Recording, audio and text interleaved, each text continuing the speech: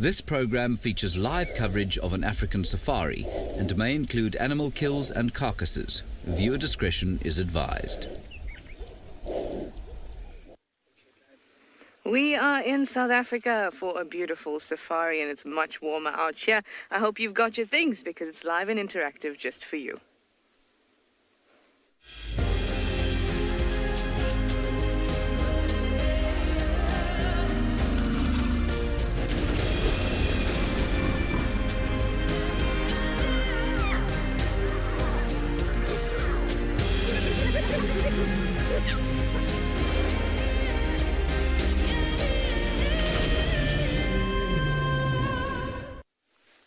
Good afternoon. It's much warmer, as I mentioned before, and I hope that all you guys are ready, and especially our kids. Welcome aboard, all our lovely kiddies. Remember, you can send your kids' questions to kidsquestions@wildearth.tv, and we'd love to chat to you all. My name is Trishana, and I've got BK on camera this afternoon, and we are around Gallego Pan, so that means it's going to be a water source, and we're going to get going. It's just around that corner. And hopefully somebody or something will be around so we can see them. And also have a look at a very special bush. That very special bush might have a chameleon in it now. That's a little bit warmer. So let me send you over to Steve in the meantime to say good afternoon. He has a big surprise for you.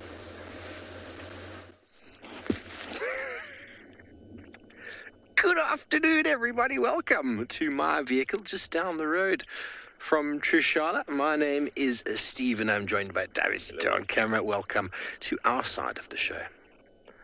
We have got some elephants over here for you. We're on our way to Chitwa. We thought we were going to go just check out Chitwa, boys and girls, and show you some hippopotamuses and maybe a crocodile, and who knows what could be down there. Hopefully some elephants drinking. And on our way down, we found some elephants. So I'm sure Trish has asked you to send through your questions at kidsquestions@wildearth.tv. We'd love to hear from you. Here's a little fellow. Now, you don't find elephants of that size on their own, boys and girls. So if you do find one like that, you almost be 100% certain that mama is nearby. So what I'm going to do is I'm just going to start up the vehicle and just move a little bit further forward because I can actually see a whole lot more elephants over there. Are you ready? Are you excited? I'm very excited. I love elephants. Just crawl up ahead here. Now you can tell very early on that they're relaxed. You wouldn't see a baby like this out in the open, an adolescent, if mum or the herd was not happy. And here we go. There's a lot of them over there in the vegetation. Let's try to see if we can get you a good view.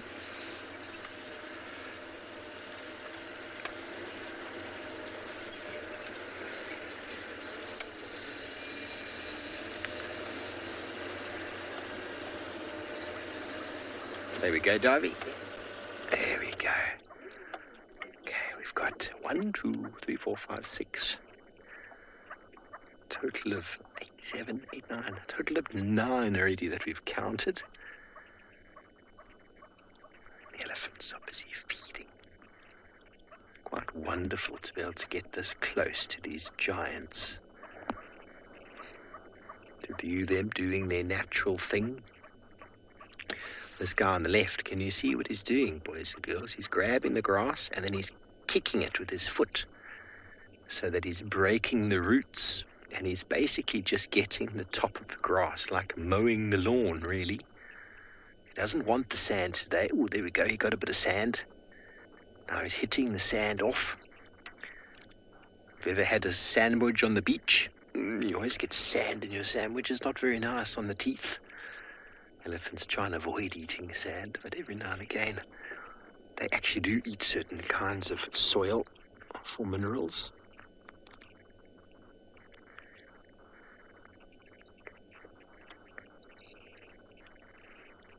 Hello, Millie, 9 years old. You want to know if elephants are solitary? Yeah. Well, Millie, no, they are not. They are herd animals. They love attention. They love hanging out. We call them social animals, but in saying that, you do often find big bulls on their own. They're just big and they get a bit grumpy sometimes and they just go hang out on their own for a little bit of time. But whenever they can, they'll spend time with other bulls and they'll also follow these herds. But the big guys don't really like hanging out with the herds if they don't need to. There's lots of noise and tantrums, and like that little fellow, isn't he just adorable? He's trying to sniff out and see what's going on with us over here in just up the road, not too far away in Ngala, andBeyond Ngala. They've got a nice big elephant bull.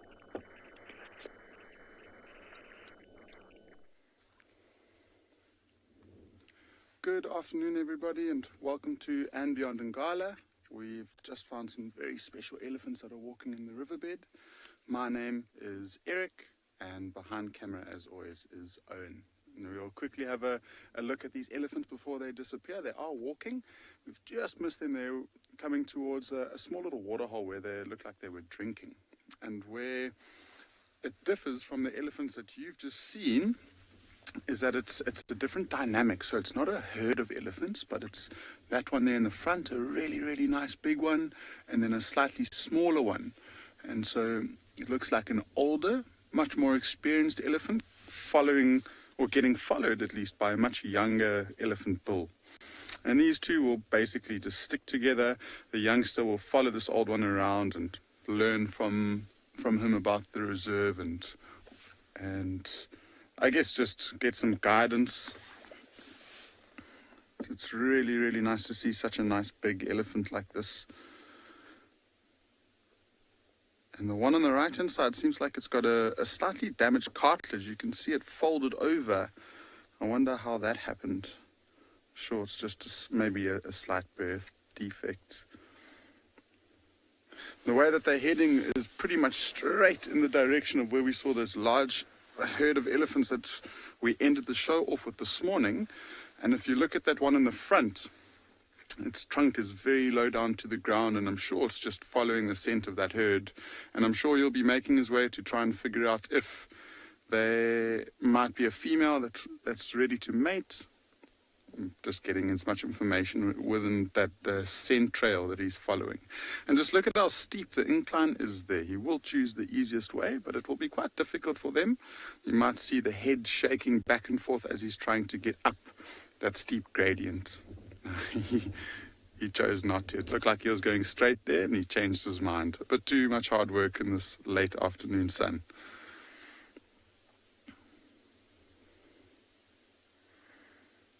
It's amazing how that young elephant bull, though, is just literally following in single file straight behind the older, more experienced one.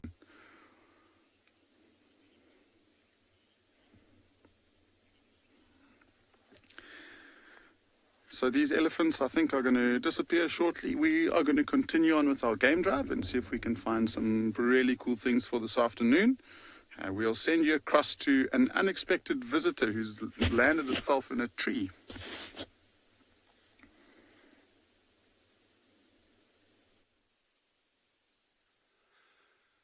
Good afternoon from another absolutely stunning day here at Tswalu Kalahari Reserve. It's really, really such a relief and so good to be back with everyone.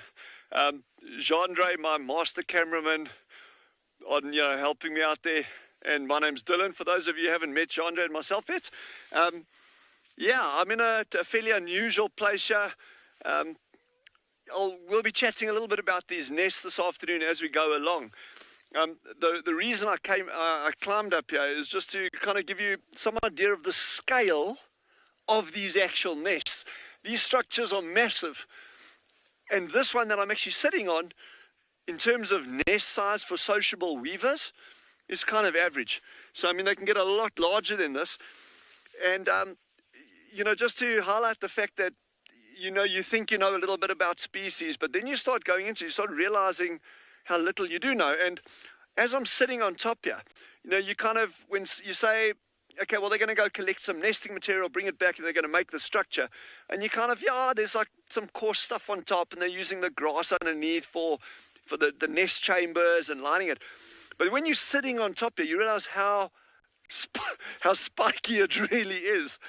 And so many of the components of the top of this nest are very, very, very spiky and thorny twigs. And in fact, I've just made a very, very brief selection. I've counted no less than 7 different species of twigs and branches and very twiggy kind of grasses that they're actually using for the superstructure of this nest.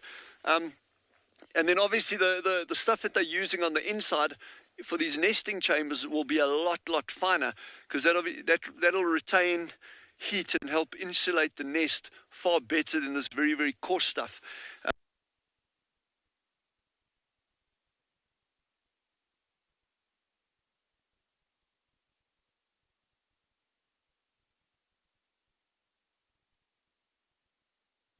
And be really big nests before these branches will even start breaking off. But one of the interesting features about where they choose to make their nests is, I don't know if you can see from where Gendre is there, how coarse this bark is.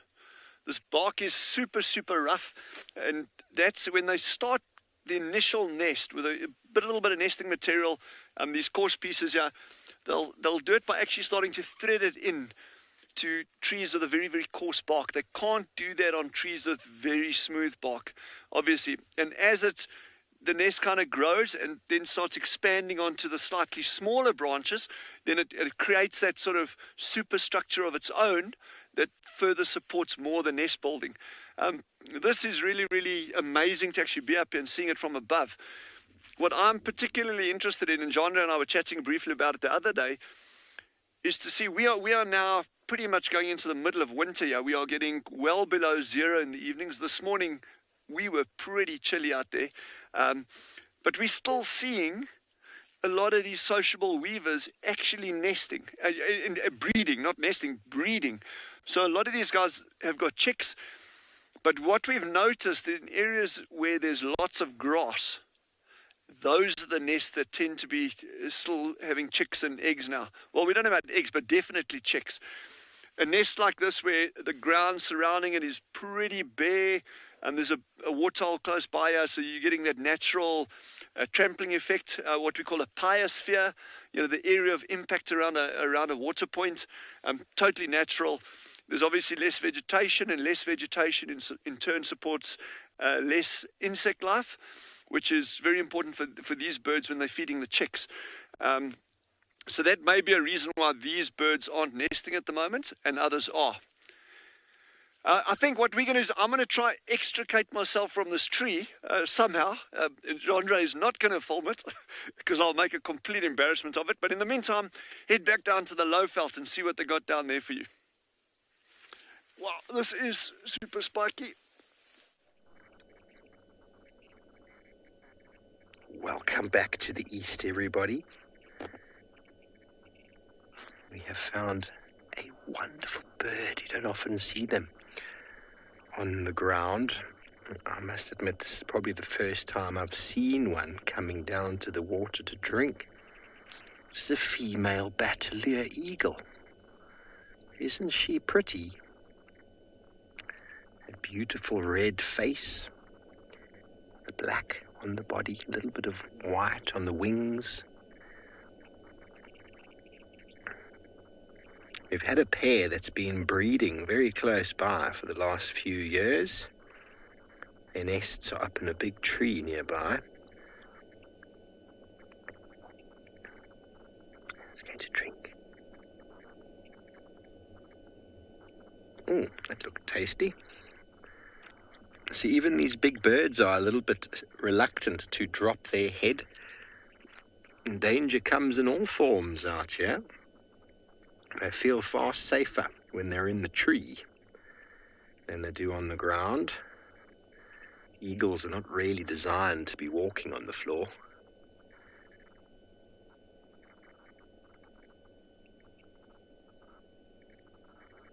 The Afrikaans name is a berghaan, which basically means the mountain chicken. Am I right, darling? When you hear their call sounds like a chicken. It's really quite funny, actually. Afrikaans names in South Africa are incredibly descriptive of many of the animals and the birds.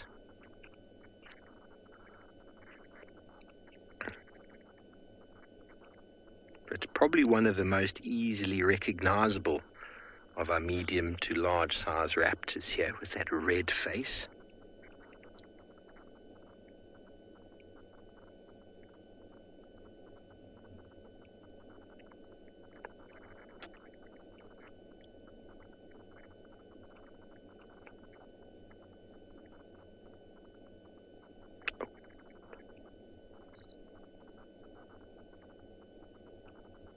Actually hear it, can't you? When it takes off and the squirrels are shouting. There it goes. Oh, there we go. And underneath the wing you can see it's almost completely white with a little bit of black. Now just have a quick listen to the berghaan, the mountain chicken's call.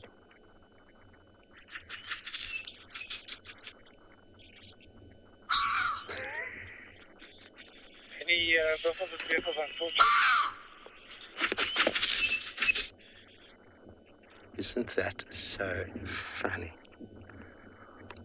Well done on that shot, Harvey. There it goes, the flap, flap, flap of the batelier, as it looks like a tightrope walker walking along the pole. Magnificent. Okay, boys and girls, well, we're going to move on from here, go down to our favourite watering hole, Chitwa Chitwa, and while we do so, let's send you over to Trishala, who's looking for a chameleon.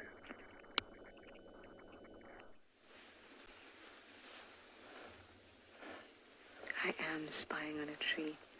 It's a bit rude, not very polite to spy on trees. No, of course you can spy on a tree. It's just appreciating the tree. Now, why am I spying on this particular tree? This particular tree used to have a chameleon in it. So I'm just looking very carefully if we can find it. Now, kids, if you can see it, please let me know. Shout, BK, Trishala, I can see the chameleon. But I think that we are not in luck. I'm going to just step back into the vehicle. I also could hear a woodpecker around, but I can't see it. Let's see if we can hear it together.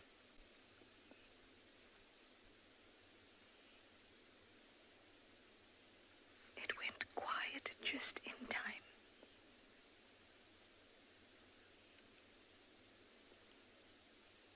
Do you know what a woodpecker sounds like? It goes tick, tick, tick, tick. Tick, tick, tick, tick, tick, tick. Like something knocking a tree, because that's what they do. They peck at the wood.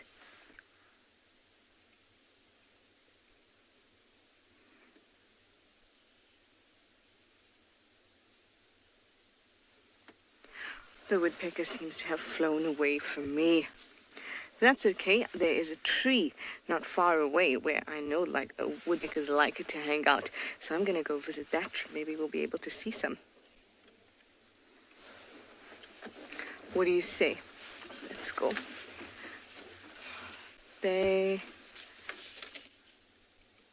Just trying to listen again.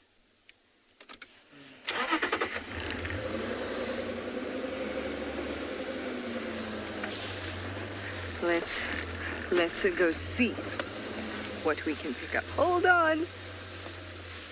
There we go.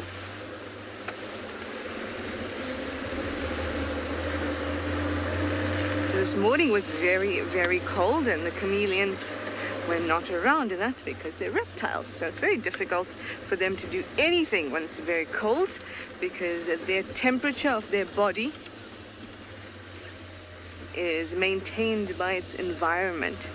So if the environment is cold, the area around it is cold, the air, then its body gets cold. And when a body gets cold, all the workings inside to make sure that your blood is moving about and your heart is pumping and that you're burning up glucose to make energy, all of those things start slowing down. So they try to stay very, very still, although they stay still anyway. But they try very much to not do anything that's going to use energy, because they have none to give because it's so cold. So I thought, because it's a little warmer now, it's 22 degrees Celsius, 72 degrees Fahrenheit here in Djuma. Because it's a little bit warmer, I thought that maybe, just maybe, they'd be out. But it is a lot more difficult to see chameleons during the day. BK, there's a tropical tent spider's web just in that buffalo thorn there. Like, that's probably the nicest view.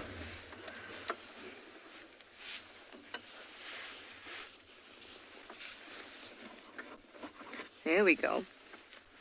Isn't that gorgeous in the light? Now that is the web of a tropical tent spider. And you can see at the bottom, it's like there's like a floor, and it looks quite dense, and along the edges, there's sort of the tent that comes up. Now those bits of silk that are around that base are actually not very sticky, but the silk at the bottom is very sticky. So when animals or insects fly into the silk that's going vertically, they just bump into it and then they fall onto the very sticky silk. And that's how they catch their prey. Sometimes in the middle, you have a little egg sac full of tiny little spiderlings.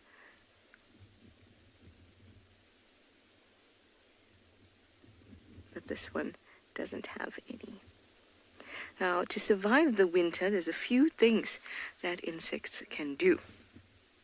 And arachnids as well.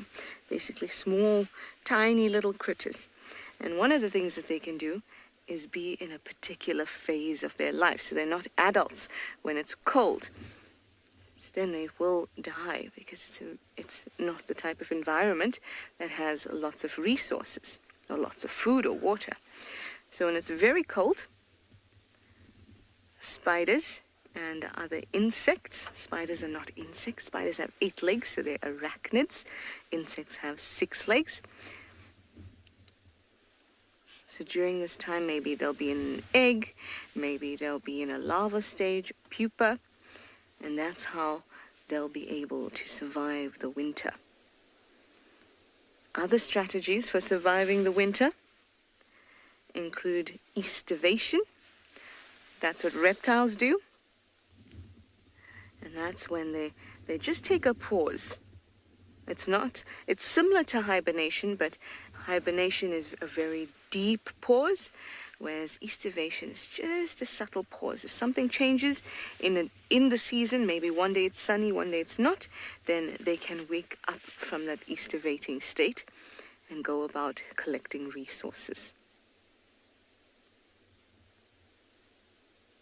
So many animals during this time will be thinking about, what can I do about the winter?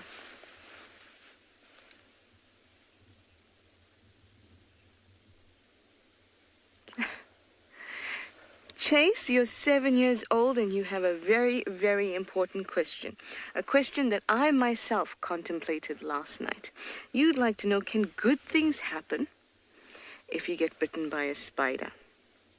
Now, Chase, last night, during the drive, a spider web landed on my face. Well, I drove through it, and then the spider bit me underneath my eye. And I thought to myself, could I become a spider girl after this?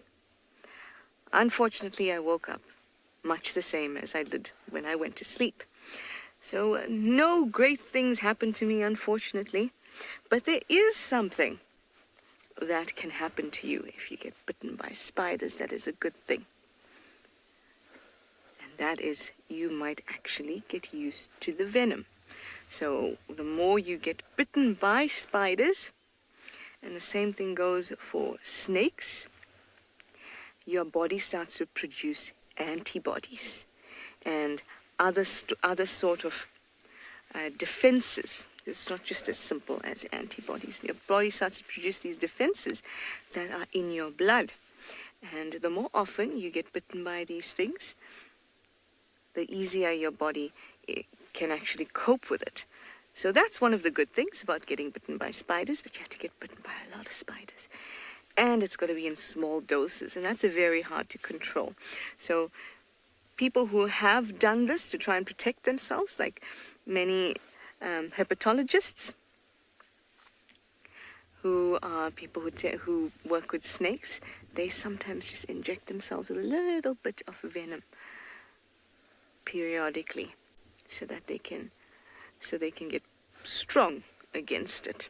But unfortunately, we don't turn into any type of creature after we're bitten by spiders. You'll just get a little bit itchy, a little bit tingly, and spider bites can sometimes give you some muscle aches, sometimes make you a little bit dizzy, or just feel a little bit weird. We call that malaise.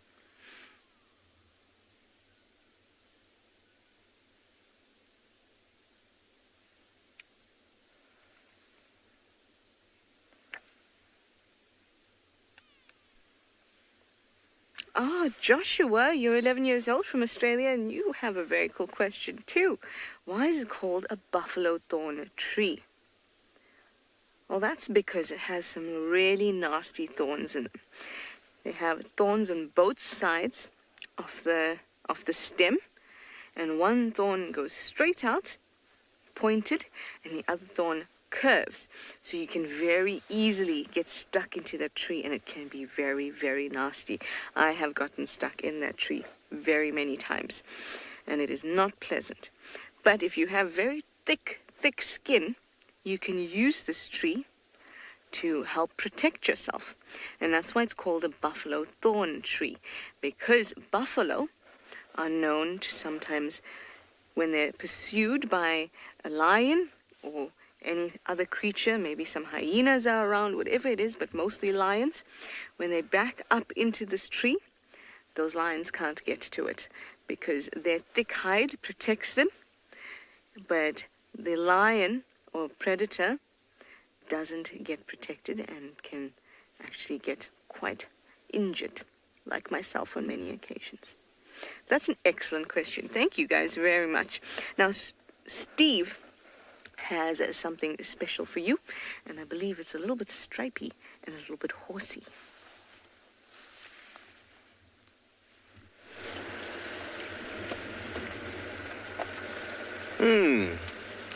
We did have something very stripy. It's gone now, unfortunately. It was zebra.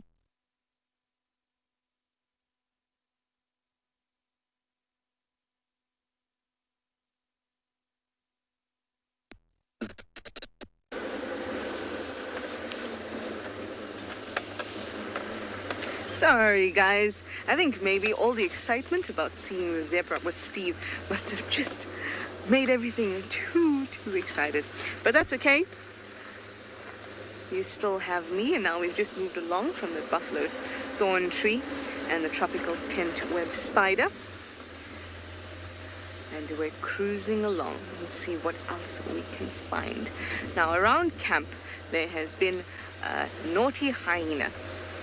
Now, usually I don't like to say that animals are naughty, but when they start to follow us and steal plates from the sink, jump up onto the sink and things like that when we're not there, then I think that they're being naughty.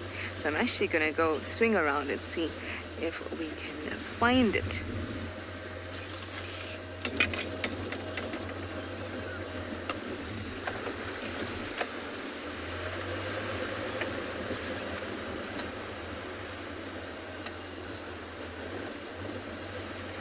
This hyena might actually be in the camp, so we'll have to just see about it. But I'm going to send you over to Dylan, who's scouring the trees, and I will get you back when I find something nice for you.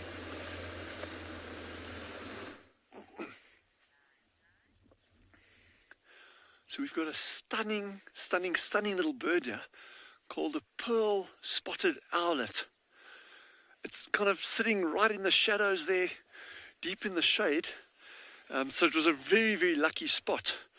You can actually call these birds in pretty easily, but I'm not a big fan of doing that for various reasons. One of them being is that, their calls are territorial. So, if you start calling them, it acts as an aggressive sound to them, which is not great. And also, you never know if they're breeding close by. Okay, these ones are completely out of the nesting season. But still, it's just really nice when you find a bird like this without doing any call-ups and that. So that's really, really cool. This little bird is a big predator on other birds. Gendra's looking at me like, is that a little brown job?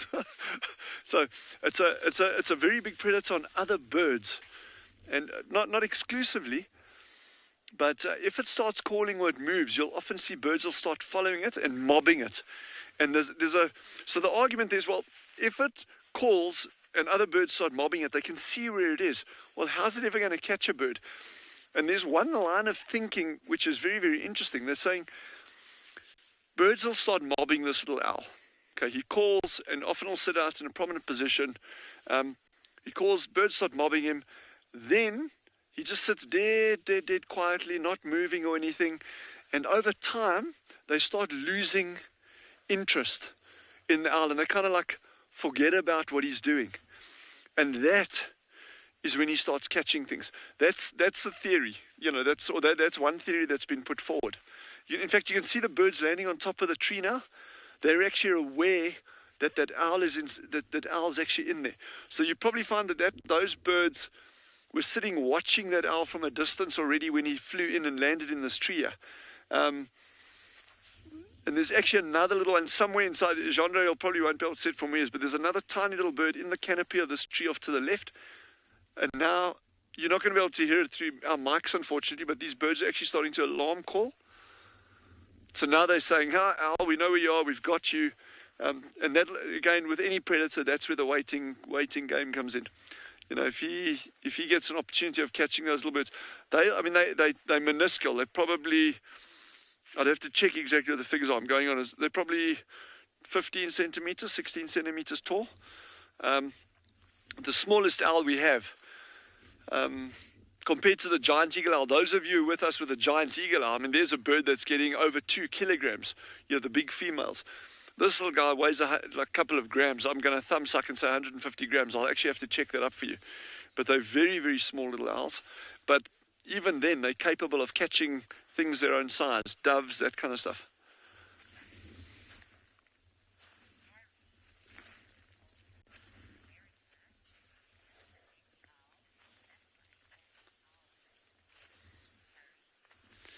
Harry from America, who's 8, has just asked a wonderful question, saying, is this a baby owl? It is called a pearl-spotted owlet. It's not a baby owl. This is an adult owl, Harry, and this is as big as they get. So they're very, very small. And the owlet just refers to the group of very small owls. But this is an adult bird that's sitting here. I wish we could actually get a slightly better view of him in the open.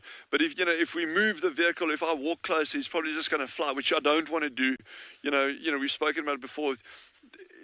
The ideal situation for approaching animals is to, when you're viewing animals, is to view them without any kind of impact on them. So I think we're going to head over to Ngala and see what they got on that side. And then Genre and I are just going to carry on down here.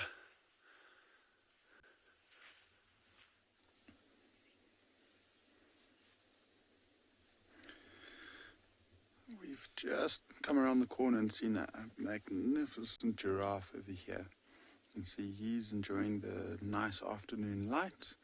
So we've done well with the 2 largest animals that we can offer you here on safari. And this one is just a wonderful specimen, quite like that elephant we saw a bit earlier. So he's just been sitting very still. We got the opportunity to do exactly the same, and we think we heard some impalas alarm calling in the distance. And it might be one of the reasons why he's just decided to stop and just listen to his surroundings to make sure that there is no potential threat. And just look at his head now that we get a nice close-in shot of him. And as he turns, quite a lumpy forehead. And those are all basically old little calcium deposits that have turned to bone over time. And so that head just gets heavier and heavier and heavier as they get older. And a heavier head equals a much heavier and powerful weapon. And so when he uses this long neck of his in a fight with another male, that head is going to create a lot more impact, and he might be able to cause a lot more damage. And just as we go down, look at how dark this male is. I mean, those patches are pretty much black in color. He's in such good condition. There's no little nicks or scars, and no real indication of his health deteriorating. So he's in real fine condition, all the way down to his very long legs. It was very cool.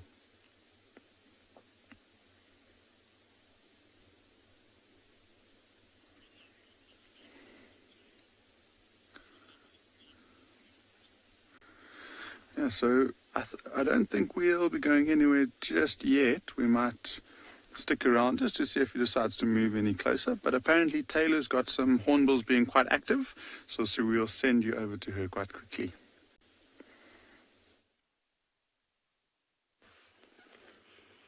We had two, but now we're just left with one. At least it hasn't flown away from you yet.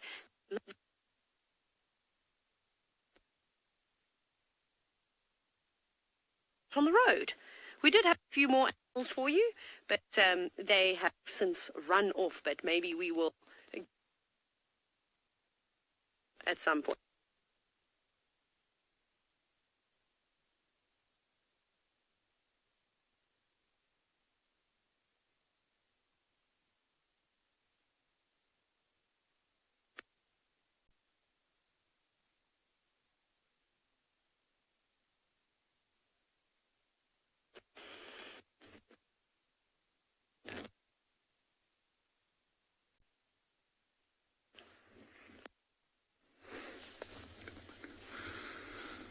Yeah, sorry, apparently one or two little glitches with Taylor's audio. I'm sure it'll be sorted out very shortly. We're still with this giraffe, and he just looks like a statue. The only thing that's moving is that tail, and it's blowing around in the wind. See if we stop there, Owen, just for a brief moment. You see on his right-hand rump, if you look very, very closely, it almost looks like there's two vertical scars that could have been caused potentially from lions, I guess, but that looks like it's very, very old. But just look at the chest and how the whole abdomen basically is moving up and down as he breathes. He's breathing so deeply, and see if you can follow his breath. He is completely relaxed. And just look at how much of the body. So that's all of the lungs. He must have ginormous lungs.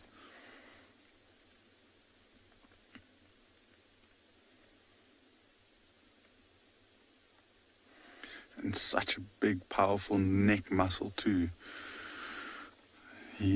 Must be a formidable force when he decides to swing that neck and fight with another one. It'd have to be a very, very brave giraffe to be able to try and challenge him.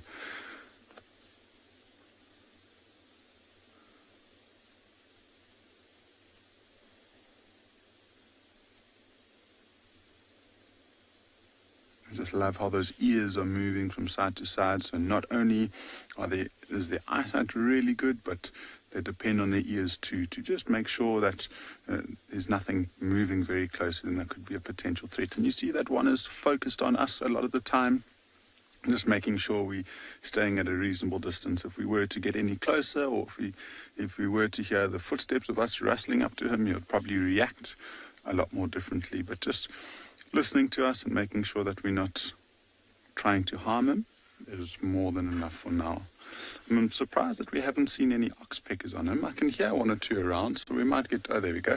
Just as I say that, it lands in.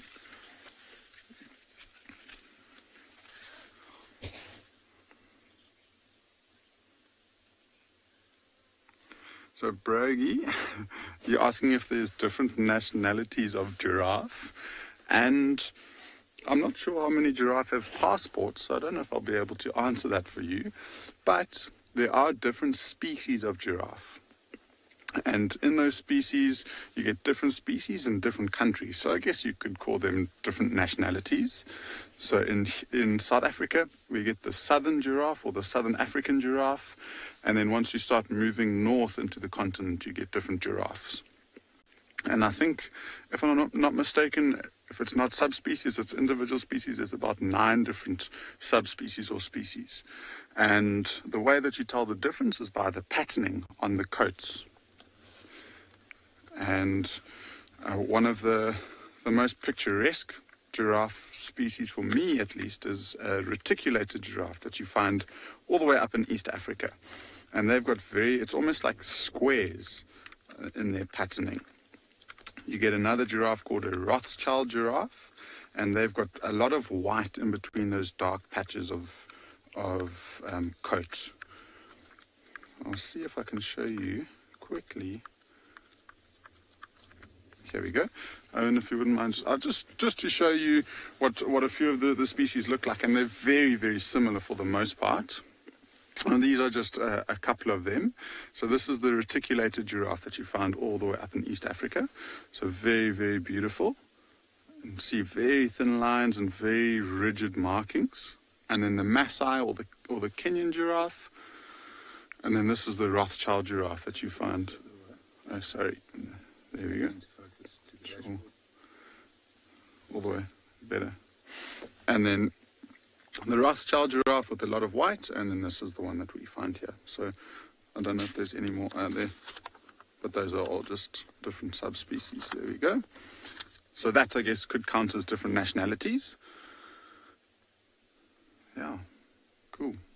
Looks like this giraffe is moving around. No, he's not actually. He's just moving his head. Let's go back to him.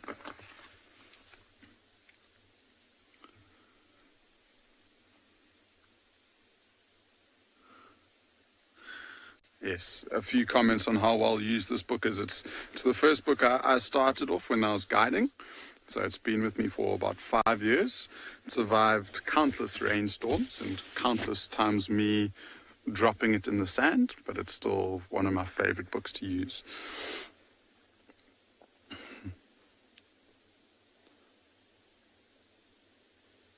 Just look at his eyelashes too, how long they are. And not only the eyelashes, but if you look around his muzzle, you can just see the faint black hairs. He's got more hair on his chin than I do, unfortunately. So we, I think, are going to move on from here. I mentioned a little bit earlier on that there were some impalas alarm calling. We might go and investigate. And so whilst we're driving around having a look to see what there might be, we'll send you across to Tswalu Kalahari, who's got another small little owl for you.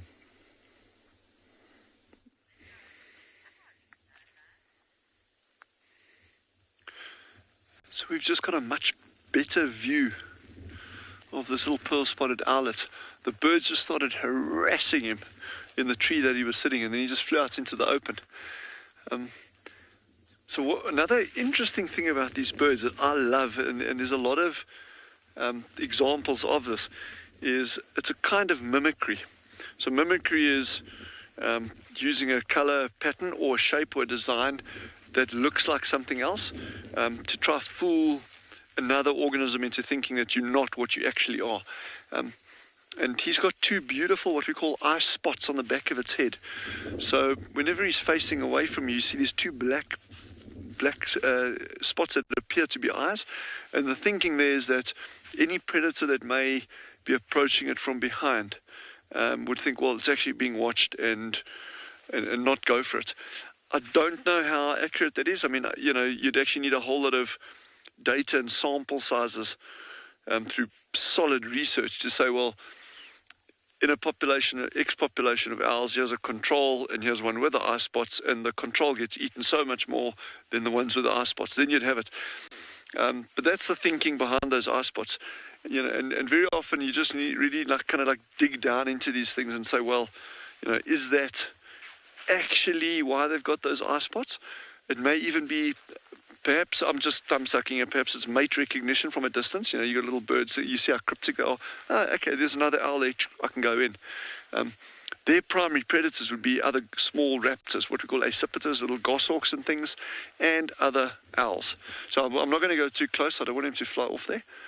But yeah, that's just nice. It's just nice to see him sitting out in the open and that. And then we just follow me, walk with me, and I'm going to show you something really interesting. Remember I was telling you that he catches little birds. That's his primary diet. But if you follow me up to this tree here, and when we're in the bush, and our colleagues in the Lowveld, Phinda, Ngala, Djuma, all these places, they're all doing it as well. And sometimes it looks, it's so easy. But when they're showing you things like leopard or buffalo, elephant, they're actually looking at a whole lot of clues along the way as well. Within the environment, I think one of them has just been hearing impala alarm calls. So instead of saying, there's an animal making a sound, you're actually interpreting them. It's like, well, that impala sound is an alarm call. It means there's something going on. So I hope but if you look at this branch, at first glance, it appears it's a normal tree. But then you start seeing there's a little white patch on the branch. Midway up from where I'll point it out to you over here. There's a little white patch. It's bird droppings. And you think, well, what bird? Then on the ground, I see some more. So coming back to the tree, when you come closer, then you actually start seeing, hang on, there's a whole lot of feathers in this tree that have been stuck on the tree. So actually, what's happened here, you've had a raptor, a bird of prey of sorts, that has caught something, and there's another feather on the ground. I'll grab it for you so Chandra doesn't have to go down there.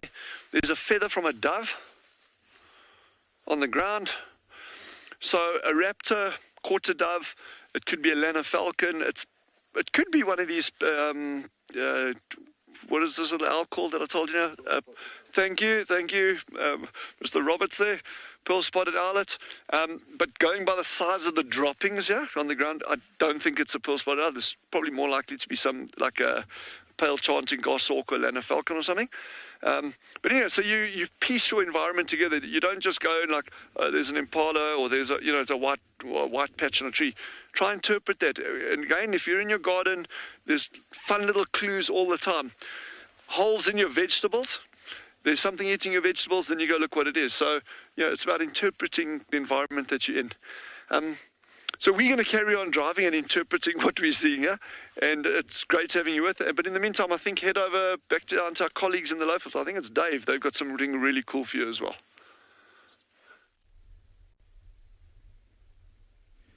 Good afternoon, everyone, and welcome to andBeyond Phinda Private Game Reserve. My name is Jared, and we've got Marcel behind the camera today. Please do let me know if I have done a fairly good attempt at the Dylan walk-in for dramatic effect. I'm sure Dylan will have a chuckle at that. So I'd like to thank all the kids who have been watching for the last 45 minutes. Please do remember to keep watching, but we are opening the floor now to all the adults for questions, so we will field questions to both kids and adults. So you might wonder why I'm off the vehicle. And we're actually in a very special part of the reserve at the moment. You can see that it's a fairly open area where we are here, and it is known as the floodplain. And one of the reasons why this particular floodplain is special is that it sits on top of an ancient coral reef. So the ocean, which isn't too far from where we are here, once upon a time was exactly where we are standing, and there was a coral reef here filled with an abundance of different types of fish and marine life. And now it's formed a nice open area, and we've come to look here for black rhinos. Now, you might think that's quite strange, Jared. Why are you walking or looking in an open area for black rhinos? Well, you will notice around the outskirts of this open area is thickets, and to my west and south there's some more thickets, and all the thickets surrounding this area is favorable feeding type, favorable trees for black rhino, like sicklebush, tambuti trees, formerly known acacia trees, which is now known as Senegalia and Vakelia. And so we've come here to look for black rhino. They do move through this open area. You can see lots of small shrubs coming out, and they will target these smaller shrubs. But we do have some evidence of black rhino over here. So we have what is known as a rhino midden. Not as big as what a white rhino midden is. So you'll see that there's some dung here, and there is some older dung over here. Now, the reason I know that this is black rhino is if you have a look at it, you'll see that it's got a little bit of a reddish color to it. Now, as this dung starts to dry, from the tannins that this black rhino gets from the trees that it feeds in, it starts to dye the dung red. But, elephants could have a very similar color dung because they do feed on trees and their dung does have a little bit of a reddish color to it. There is something else in this dung, which is a telltale sign. Now, I'm not sure if Marcel can zoom in that close, but you'll notice that I've picked up a branch. So this dung is full of branches. Black rhinos being browsers, they eat on branches. And you'll notice that the branch has been cut off at about a 45-degree angle. And when a black rhino bites off a branch with the shape of the teeth, it always cuts it off at a 45-degree angle. Whereas if it was an elephant, you might have a branch like that, but because of the big molars that an elephant has, you'll generally find that the black rhino, or the branches would be broken up like that and not have the 45-degree. Now, this plays quite an important part in the ecology of this area, and it will attract lots of interesting creatures and animals. So insects will be attracted to these dung piles, and then birds will be attracted to the insects that are feeding on this dung pile, as well as the seeds, the grass seeds that could occur in this dung pile, more so with white rhino, but you will see it with black rhino. And then honey badgers and white-tailed mongoose who come out at night to feed on insects, particularly in summer when we've got dung beetles. They'll come and scratch around in these dung piles for some dung beetles. Now, I did see a sign that a beetle had been fed on around here, but I can't see it now anymore. Oh, I stood on it. So if you have a look right over here, here is the wings of some sort of beetle. I'm not sure exactly which kind of beetle it is. You'll notice two things when you look at the two different dung piles. You'll notice that this one is quite intact, and this pile over here is kind of been brushed all over the place.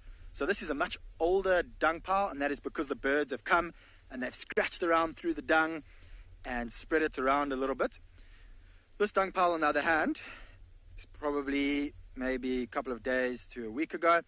It hasn't had too many birds coming to feed on it. Now, I do suspect that this particular dung pile might be from a female rhino. So female rhinos, they aren't territorial. You often just see them drop their dung. Whereas this dung pile, although birds have kind of scratched it open a bit, it is stretched in quite a bit of a distance. And what the male will do is, as he starts to drop his dung, he'll kick his feet backwards, and the dung will hit his feet, and his feet will also push back on the dung like that, and therefore he'll be getting his scent all over his feet from the dung. And as he walks throughout his territory, he will put his territory or his scent mark all around. We've got some more dung here. So you'll notice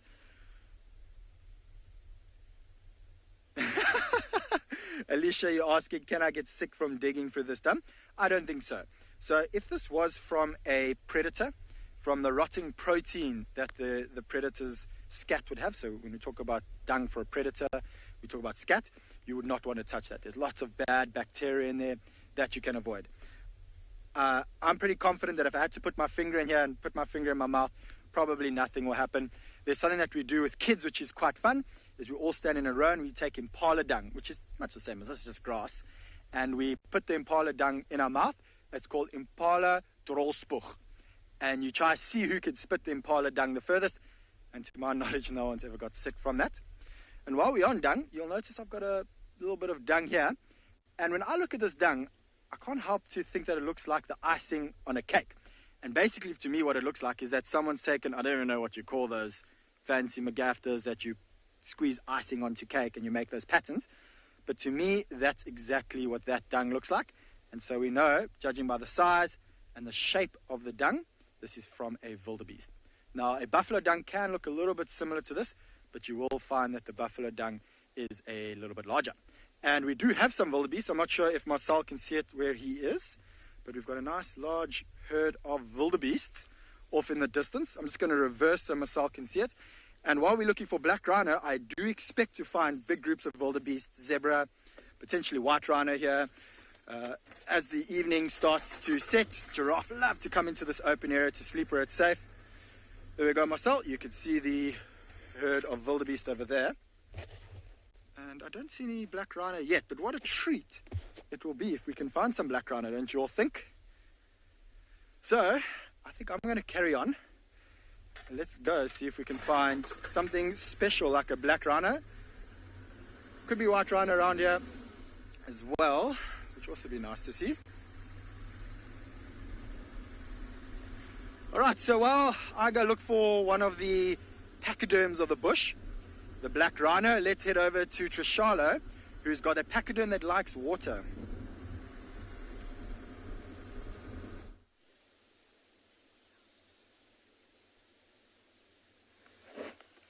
Yes, I do. First, I wanted to tell you guys that it was a Loch Ness monster, something like that, but then it popped its head out. We're here at Treehouse Dam, and I'm very happy to see that there's a hippo in here. Hopefully that means that the water is good. It's very peaceful. And this hippo is very comfortable and very happy, if I can determine hippo happiness. But it's almost sleeping a little bit, I think, because when you arrived, it didn't move at all and was kind of resting against a little branch on the side, eyes closed, and now it is now let's just say it's resting.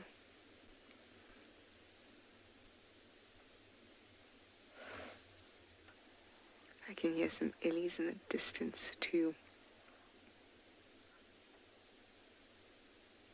I love to just stop and listen sometimes, even if not for anything specific, but just to the sounds of the bush, because you really can hear sound all over and of different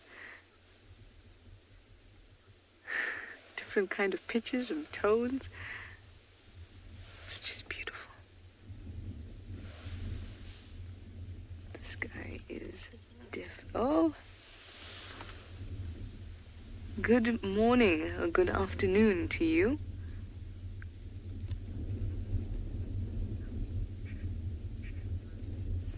Brian, you'd like to know if hippo ears are made out of cartilage like human being ears. I would think so. Can't say that I've thought about it on its own, but I would think so, and that's because cartilage provides a structure, sort of a scaffolding, and ears need that because ears need to be propped up to create a cone-like shape or a cup-like shape, so that we can determine sound direction and we can funnel sound into and focus into the inner ear. So I would imagine that it would need, in order to be out like that, cartilage to stick that way, because skin, if it were just skin and tissues, you just get kind of like a wart on a warthog, but in a rounded formation. And I don't think that that would be very valuable, because also the skin there would be very thick, and you need skin and ears to be quite thin. So I can't imagine that it would be made out of anything else other than cartilage. Much like your own ear, it's not only cartilage, it's cartilage, there's other tissues, there's skin. The amounts of which of those things may differ, but I suspect very strongly, in fact I'm sure there is cartilage in this construction of a hippo's ear.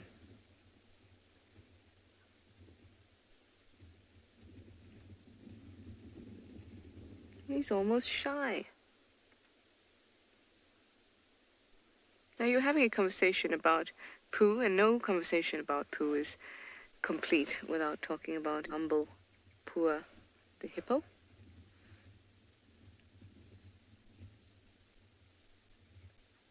And it chomps on grass constantly, and occasionally feeds on floating carcasses and other things that may anger it close to or in the water. Nibble on it gently, and their poo provides something extraordinary. It allows nutrients from outside an aquatic system to enter the system, which is very, very important, because usually those systems are quite separate, and things that grow on water's edge and in the water, adapted to that. And the hippo brings to the water. And it just adds for variety. And the presence of hippos in water has shown to actually increase the abundance and biodiversity in the water. But not too much, or not too many hippos, because once you have too many hippos in a small water body, especially one that's not flowing, then you get lots of bacteria that are busy using oxygen that's in the water, and then the water quickly becomes oxygenless or anoxic, and then fish, etc., in there don't have the time of their lives. In fact, they probably die. Lots of them do.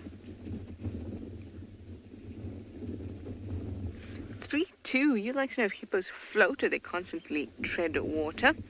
Hippos actually bounce off the bottom. So this hippo, to be like this, would have to be standing. So theoretically, as per a paper published a few years ago, all mammals can swim, with the exception of a few primates. And that includes a hippo and its friend that has now joined the water's edge. You don't see this very often. Hello, Warty. Oh, you're going to have a drink. You're so sweet. We were just talking and comparing your warts to a hippo's ear. Sorry, guys, I got distracted by that. But the hippo does not float because it is a very heavy animal. It would take quite a bit to make them float, and their fat is not enough to keep them floating. It will give them a little bit of buoyancy, but it's not enough to just keep them permanently floating. So this hippo would actually have to be making contact with the base of this dam. And when they move through the water, they look a little bit porpoisey, that they push off and bounding through the water, sink back down. Oh, hello you two. Red-billed oxpeckers. The water's edge is just not good enough for having a drink.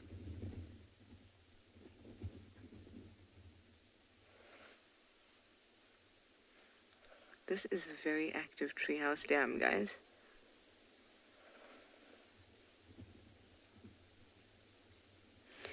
Dylan, that is an interesting question. You'd like to know if hippos can roll their eyes back like sharks do. Let's first chat about why sharks do that. Sharks do roll their eyes back, especially when they're going for a prey item. They don't just do that whenever they feel like it. That is an attempt to protect their eyes. So they roll it backwards, but it's not fully backwards into their heads. It's just a little bit back, and an initiating membrane comes and covers their eye. Now that is so that they can protect their eye when they're going after their prey. Hippos don't have prey. They are grazers. So they don't have to invest in any sort of adaptation to roll their eyes as they approach something with speed like a shark does. So hippos do not roll their eyes back into their head while they chomp on grass, or in any instance for that matter.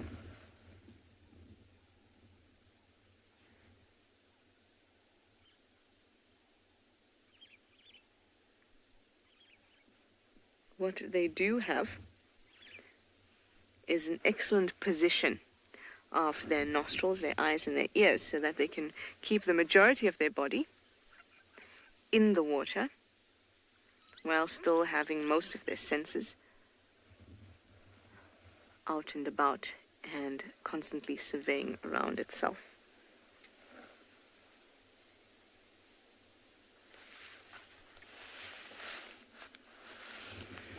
Remember that they do, as much as they spend a lot of time in the water, they do spend a lot of time out of the water as well.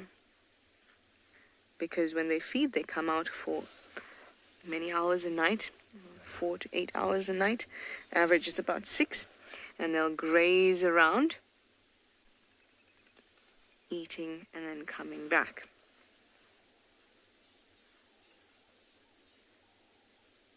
And they do this at night because their skin is very, very sensitive.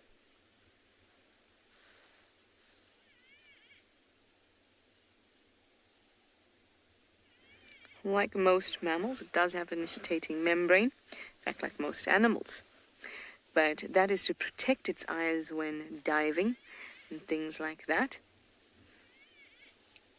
And it's just over their eyes as usual. Shengi, you'd like to know if hippos get angry or aggressive at animals that are drinking? It depends. It depends on whether it feels like its territory is being invaded or threatened. Like you saw now, that warthog came through and had a drink. And this hippo did not even flinch, didn't even go and have a look. So it depends. Sometimes hippos may have had lions at the water's edge and crocodiles bothering it or whatever it is. And then after a day of being bothered by certain animals, then antelope comes along and drinks, and the hippo is already feeling agitated and irritated, in which case it can be aggressive.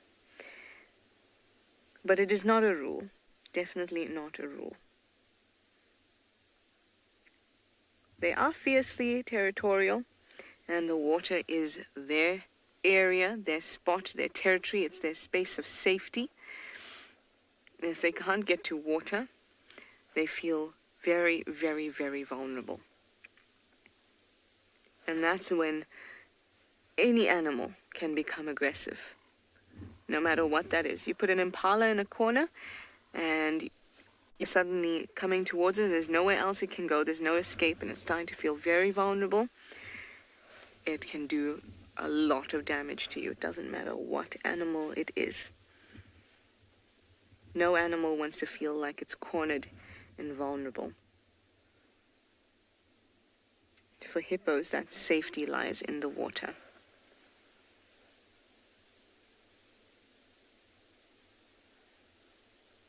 Hey Albert, how are you? You'd like to know if alligators ever attack the hippos. So we don't get alligators here, we get crocodiles. And in our particular reserve, in our area in South Africa, we have Nile crocodiles. And they're very, very large. Occasionally there will be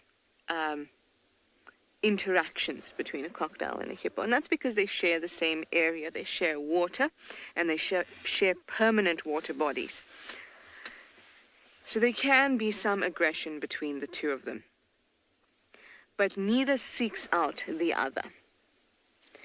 It's a strange thing. I can't remember when the sighting was, but we had an impala who was in Chitwa Dam, and the impala jumped into the water being pursued by wild dogs, and the crocodile got it. And because this crocodile was creating a commotion in the space that the hippo found to be its safe space and its territory, it understands it shares this area with the crocodile, but because this commotion was being had, and for some reason it bothered this hippo, the hippo then went after the crocodile. And that happens again depending on how this hippo is feeling today, what experience it has had in its lifetime with crocodiles, whether it's had a totally fine time, not had to deal with crocodiles in its space.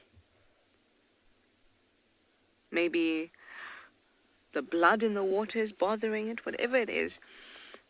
A hippo can get aggressive towards a crocodile, but I haven't seen it as much the other way around. It can still happen.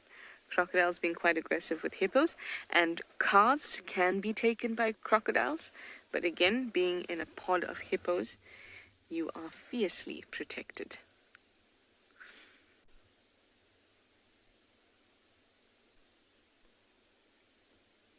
Our passengers are back.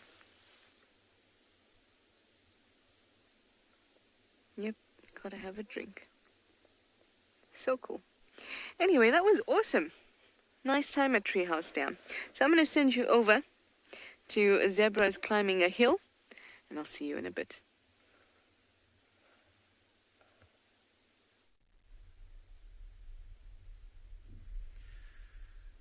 So apparently we've been speaking quite a lot about the different types of giraffe, and so obviously in South Africa we get various types of zebra. So these zebra that we have at the moment, they're known as the plain zebra, or used to be known as Birchall's zebra, and they're probably the most common zebra that we get in Southern Africa. You can find them all throughout Southern Africa.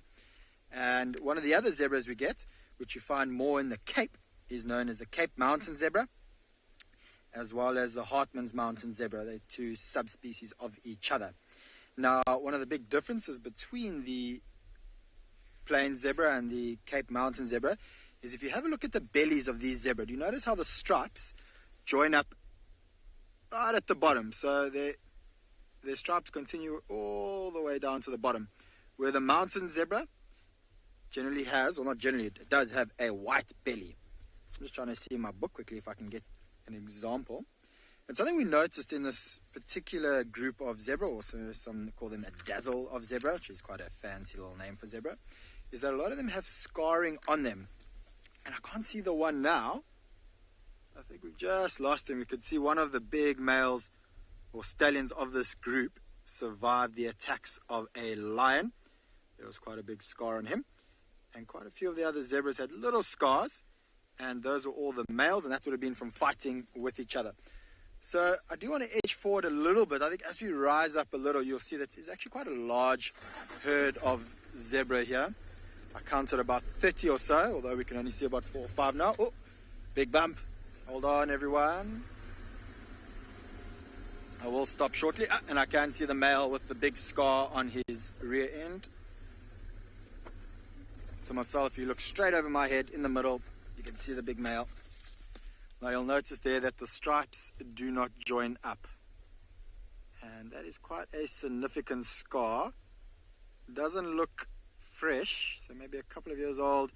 And probably what would have happened is that the lion could have been even in this area here, would have been using the yellow grass to stalk up on these zebra, would have pounced from behind, and as it managed to grip onto that zebra, he probably bucked and reared and managed to kick that particular lion off. But at the moment, these zebra just want to keep showing us their rear ends. Now, something also to look for with zebra is, do they all have their tails? And often when zebra fight, not often, but occasionally when zebra fight, they do nip at the tail, and sometimes an infection will set in and that tail may fall off. So it ends up looking a little bit strange.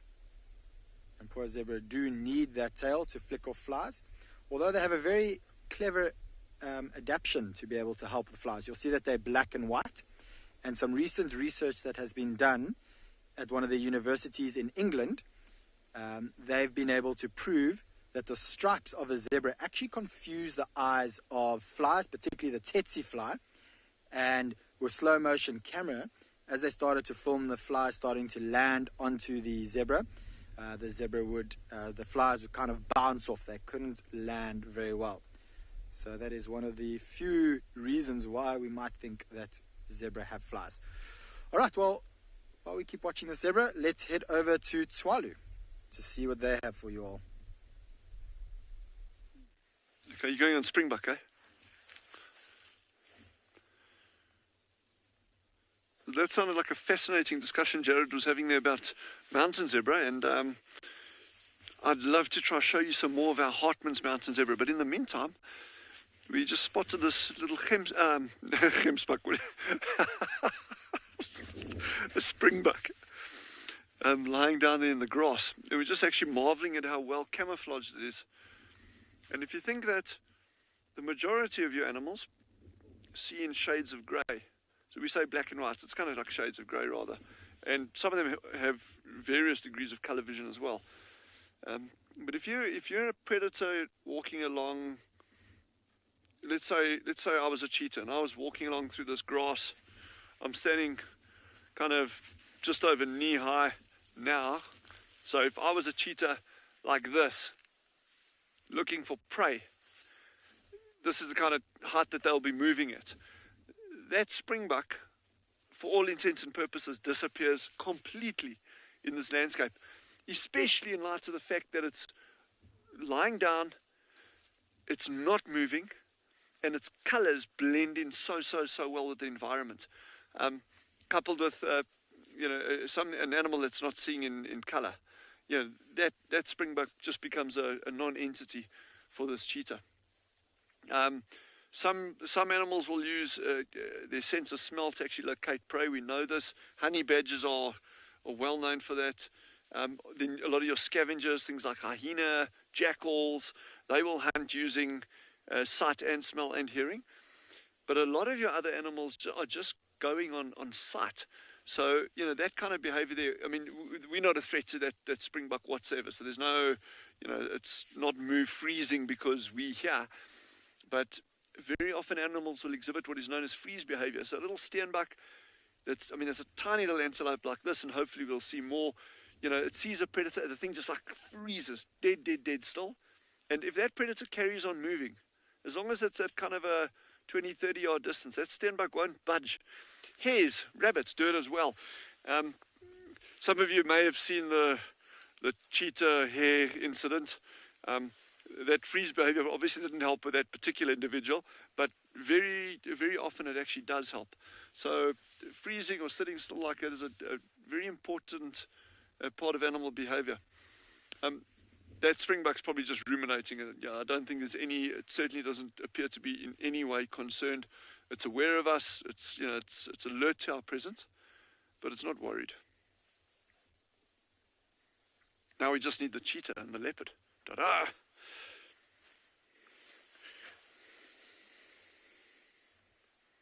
What a beautiful landscape.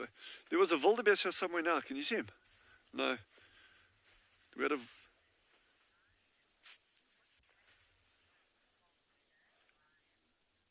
Ryan has just asked which animal enjoys the cold weather. Can I answer polar bear or penguin? But no. It's a good question. Again, on a number of different levels. It's touching on the one, which animals could handle cold weather best, as opposed to what animals actually enjoy cold weather. And what was that? Mosquitoes. Chandra is loving the mosquitoes at the moment. We've got like 5 left on the whole reserve after this cold spell, and I think they're all in Chandra's room by the sounds of it. Those poor mosquitoes. But so in terms of animals actually enjoying stuff, we know animals do. That's why your domestic dog would love it. It loves to come up to you and get cuddles and scratches. And that's obviously, there's a clear enjoyment to that. But in terms of environmental conditions, there's parameters that any animal can function optimally in. And I'm talking now specifically in terms of temperature. And that range could vary. I'm guessing a penguin probably doesn't function, and an emperor penguin doesn't function at 40 degrees that well. It'll be a lot less. Now, an animal out here, that springbuck over there, if the temperature hits -9 at night, that is far, which it does occasionally, that is far from being an optimal temperature for that animal to be moving around in. We've got these lovely little armored ground crickets, and I'm trying to find one here now. We're seeing less and less of them, but this cold spell is actually killing off these armored ground crickets literally every evening. So I don't think animals enjoy super cold weather.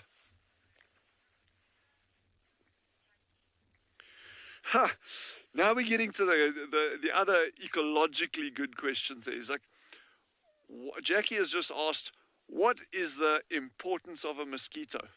Well, number one, they keep Chandra awake at night. No. So mosquitoes are critically important. Now, when one thinks of mosquitoes, one thinks immediately of, it's an irritation. It's, they're just buzzing around my head. They bite, they carry malaria. These are like, okay, well, what are the redeeming features of a mosquito? Well, it's only the female mosquitoes that actually feed on blood. The males are very, very, very important pollinators. And you know where we'll be without pollinators? It's not going to be a very pretty place. Obviously, there's a lot of other important pollinators as well. Bees are like, springs to mind immediately. Butterflies, hoverflies. There's a whole range of cool pollinators out there. You know, sunbirds, hawk moths. You know, there's lots and lots and lots. But mosquitoes are and can be in many instances very important pollinators. And then then there's the other side of it. Well, what about food for other insects, spiders? Scorpions, if you get little bark scorpions, get mosquitoes landing, they'll eat them. Bats love mosquitoes. I mean, I'd imagine if I was a bat flying around, I'd be gobbling up mosquitoes just because there's so many of them. Not necessarily here at different times of the year. But if you're down on the east coast of South Africa, in the middle of summer, height of summer, it's hot, humid, there can be tens of millions of mosquitoes all over. The bats must have an absolute party when those things are out, because so mosquitoes really, really are important, and it's like a nice little take-home thing for all of us. It's like, you know, when you see this mosquito buzzing, you know, just think like, well, do I really need to whack it, or can I put a mosquito net over my bed? You know, something like that. On that thought, Jean-Dre and I, we're going to keep ambling down towards the mountains. Then from there, we're going to do a little loop back towards the dunes. And yeah, it's just so great to be out again this afternoon. Sure.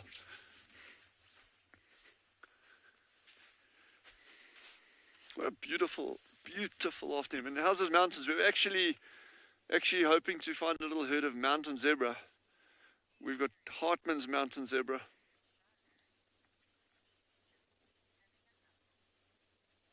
Yeah, we're not having a huge amount of luck with finding mountain zebra, but if we do, we will definitely stop. So in the meantime, I think head over to Tswalu and see what she's after that side.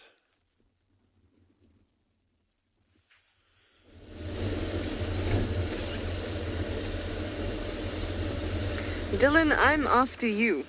I'm after you for talking about the importance of mosquitoes. They bite me so much, so much. Of course, they do play a role in the ecosystem, as Dylan was explaining.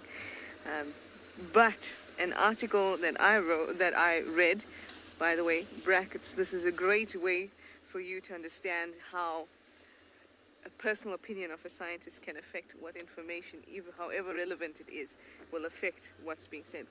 I read a paper on how little impact removing mosquitoes from the ecosystem would have. But see, it was a single paper, and because of my bias, I read it. I think it's a valuable lesson. And now I believe it because of my personal experience with mosquitoes.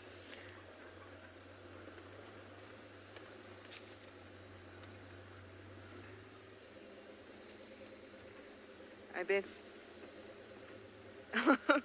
Who was saying it was I think BK or Kanti was saying it's so cold that there's no flies this morning. It was so cold there were no mosquitoes as well.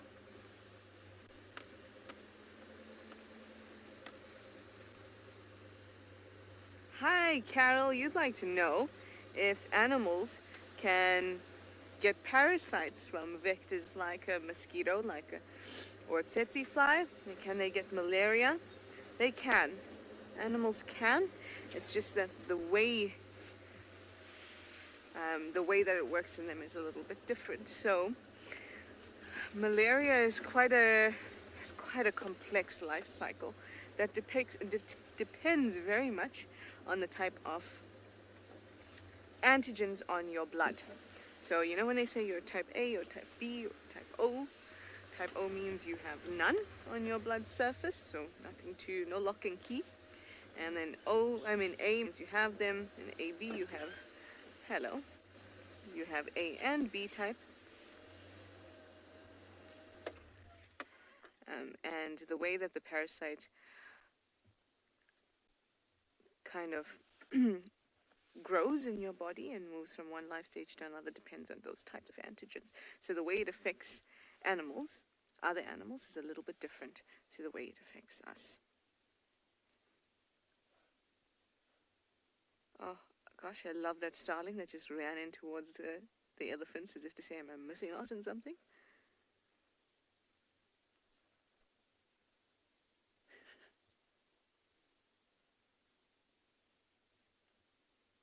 Just passing by.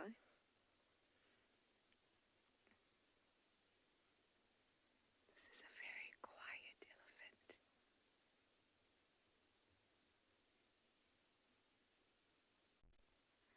Joy, you'd like to know why mosquitoes bite some people more than others?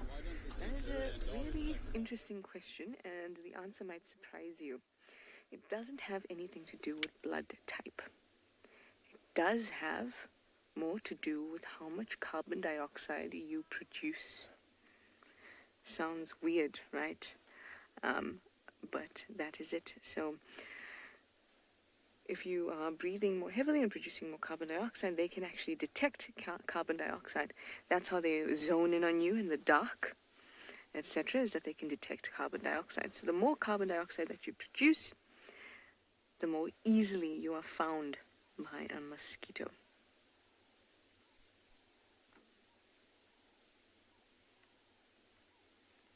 It also has to do with being at the right time, right place at the right time for the mosquito. I obviously tend to be at the right place at the right time to be bitten. But again, I mean, we can't measure, the everyday person standing or at a picnic or whatever doesn't measure their carbon dioxide levels. So sometimes it's just a little bit, it's one of those weird things, I guess. You won't be able to tell, but they can. This is a very quiet elephant. I always think that their bottoms almost look like an elephant. If you know what I mean, or something with a very long nose.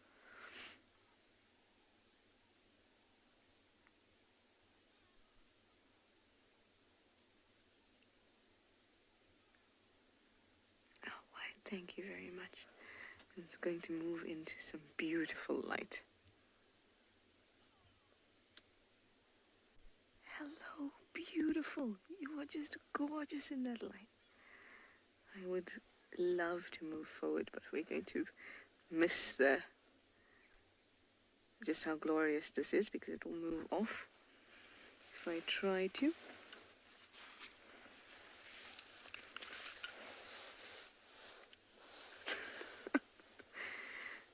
Didn't even move, and that's the reaction we got.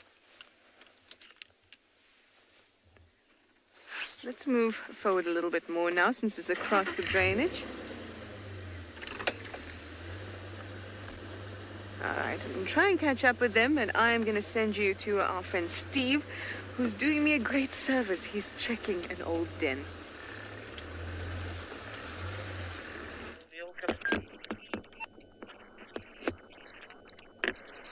Welcome back, everyone. Well, we left Chitwa without too much going on over there. Had a couple signal issues, so we came back onto Djuma and we found tracks of a female leopard on her own. So we've been looking. Thandi has got a little boy, and this is a den that Thandi's two cubs were born in. Am I right, Davi? Yep. And her previous litter was born in, and I think a litter before that. This has been a well-established area. It's well hidden. It's just a little recess in the riverbank. So we just poked our nose in. Thandi's tracks got a little bit confusing in the riverbed just before, so we thought, let's go check. We couldn't find her boy's tracks with her. Got a little 3.5 or so month old boy cub with her. The cub tracks were not with her. So last time I saw them, up that way, and had a track of her from yesterday, only found her this morning, coming out of a drainage line there. So we're going to go back, see if we can maybe find. But this is the most ideal little habitat for our leopards. Should I just move forward? You can see that hole there. Can you see it, Darby? There we go. Wonderful little hole. And the Nkuhuma Pride also had a few dens up and down this river. So it goes to show how these animals pick very similar sort of areas.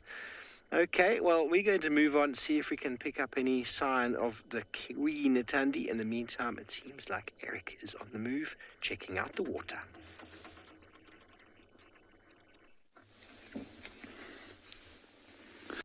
We've come to one of the largest waterholes that we have, at least in this part of the property, on Ngala. And I think we might have missed a herd of elephants. You might just be able to see the very, very last one moving away into the bushes. I think it's literally just disappeared.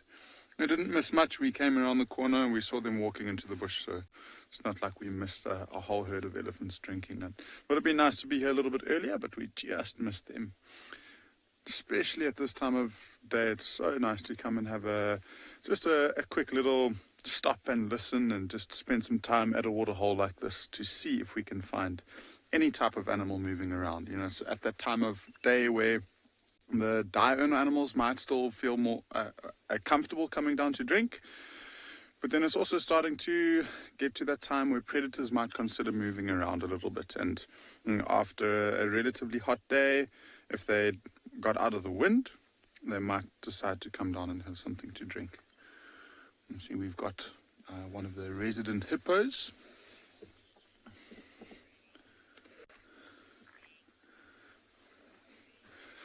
O-grade, you're asking if this is a man-made waterhole, and it is. It was actually built, I think, somewhere around 1966, somewhere around there, if I'm not mistaken.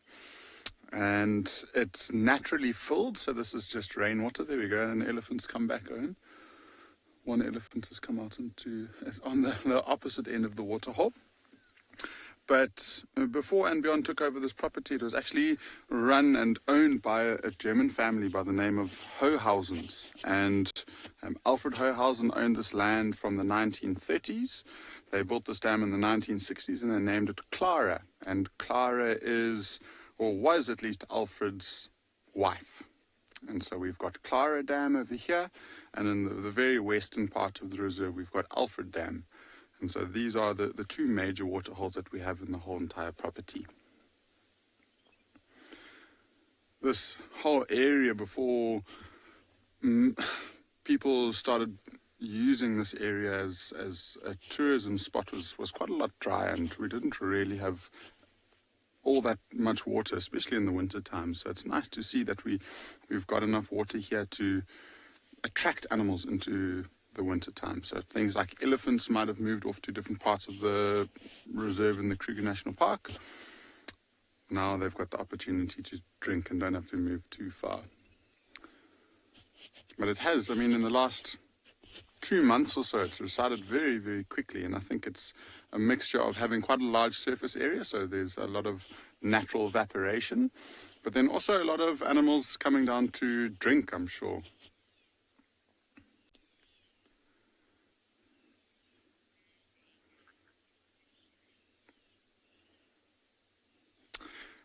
Philo, yes, there are fish in here, and you know, I don't really know how they got you. I don't know. We might have released them every now and again, but this waterhole dries up almost every winter time, at least for the last couple of years.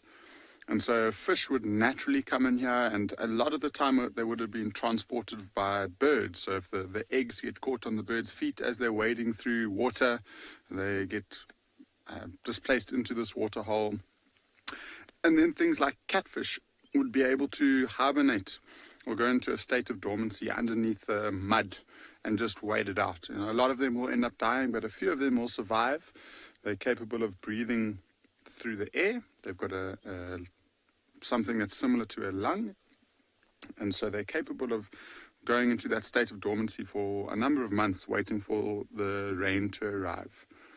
And this year the rain arrived in full force. This waterhole was completely dry, and it went from being bone dry to overflowing in probably about 2 weeks. And so we had a huge amount of rain in this area, and I mean, it's probably the fullest it's been, at least in the last 10-15 years or so. So it will carry us right until the rainy season, and probably even longer if we don't get any rain this year.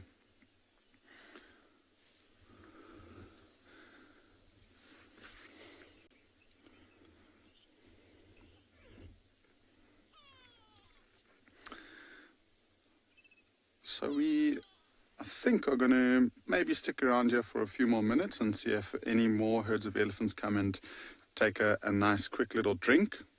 And, so we'll send you across to Djuma, where the elephants are working a lot harder to drink this afternoon.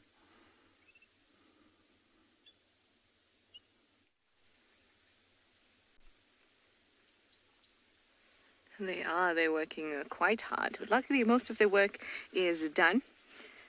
While driving through the Mowati the last couple of days, there were lots and lots of holes that the elephants had dug to get to nice fresh water.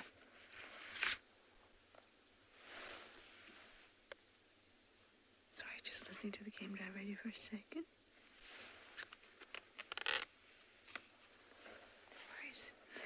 They are digging to find this fresh water, and that's really important at this time for elephants, especially because they're very picky. You can see trunks fully into those holes. Makes driving through the Mowati very difficult, but it's excellent for the elephants. Oh, look at that. So because it's starting to dry up just a little bit, our dams are still looking good. But what ends up happening is any concentration of maybe bacteria, algae, etc. starts to get a little bit more intense because the water is evaporating, and it may not taste as nice as freshly dug water.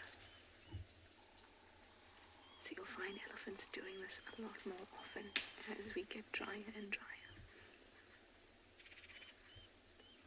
Let's just listen.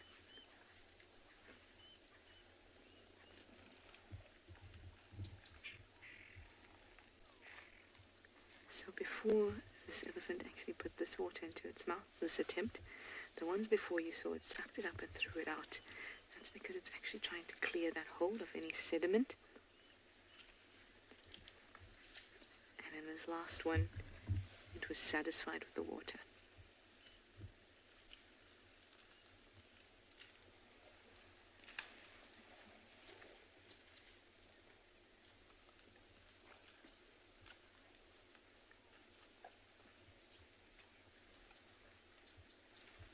Sassy Cassie, you'd like to know what do elephants use their tails for? A very important thing. To A, cover up their vulnerable area, because the anus is very vulnerable. It is soft, the skin is very thin, and many pests like that part of the body. So the tail acts to protect that, as well as a swatter.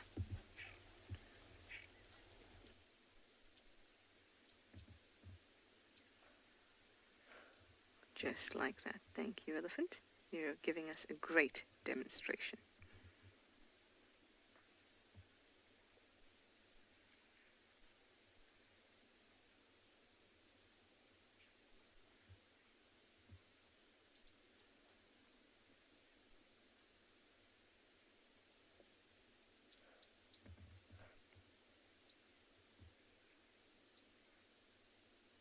Just peaceful. I love it.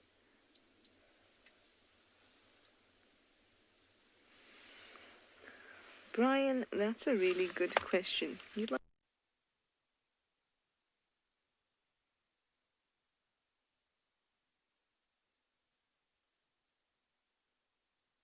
a sort of an used to refer to.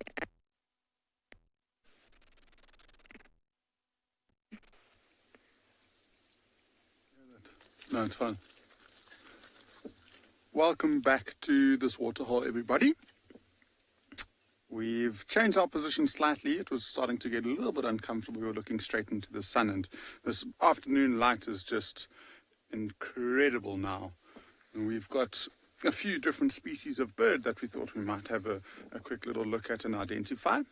So that one right in the middle, I'm sure it's a really small one, but you'll be able to see it swimming. It's even creating its own wake.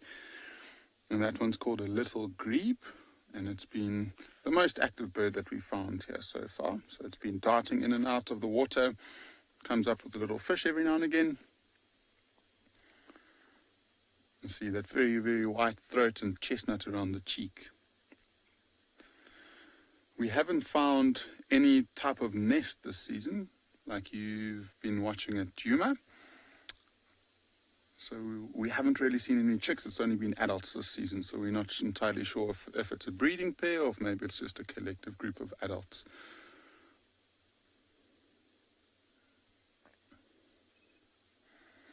Let's see if we can see any other species. It's interesting. I mean, you'd think, especially in the winter time, with everything drying up, such a large waterhole like this would attract a lot of birds. I suppose a few water species have by now long gone and started migrating back up north following the summer. But we should get some resident birds that stick around.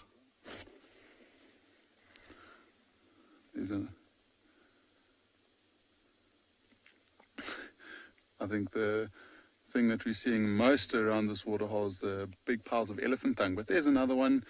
See, very, very white chest. If you have a look at it, there's black bands on it. So it's called a three-banded plover. Also quite a nice, sweet little bird that hangs around the very edges of the water. It's got a very, very red eye.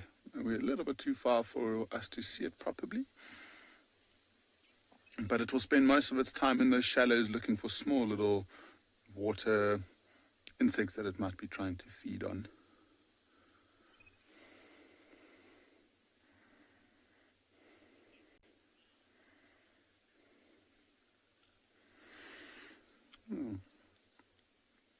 Yeah, so whilst we try and see if we can find a few more bird species to show you, we'll send you back to Djuma, where those elephants are still trying to get some water.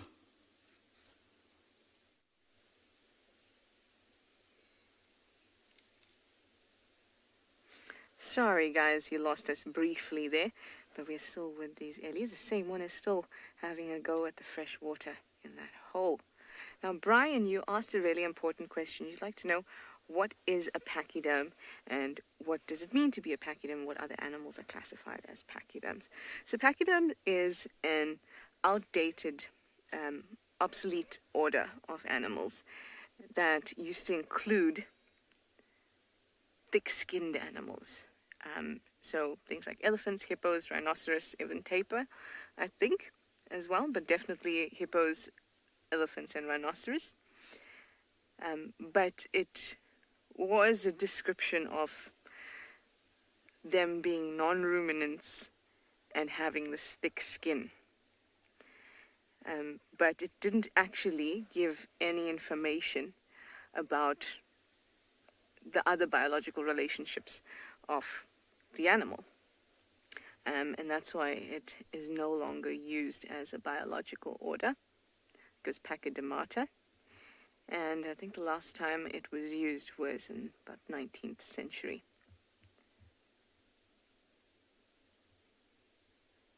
The whole point of taxonomy is for people to be able to see characteristics and relationships between animals, and unfortunately Pachydermata didn't do that.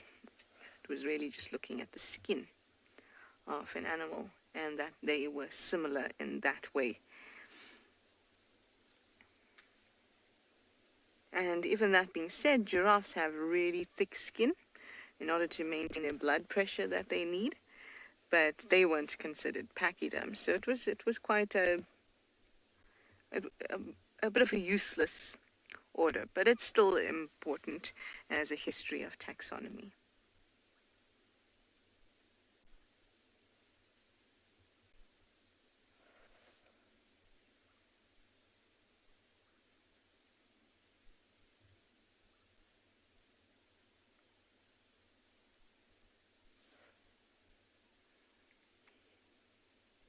Sorry guys. Was this the pterodactyl pterosaur situation all over again? I remember learning about the word pachyderm in high school biology. Mostly learning about why we shouldn't use it. But like I said, it's a nice term and most people do know what you mean when you say a pachyderm. It just doesn't mean anything biologically anymore.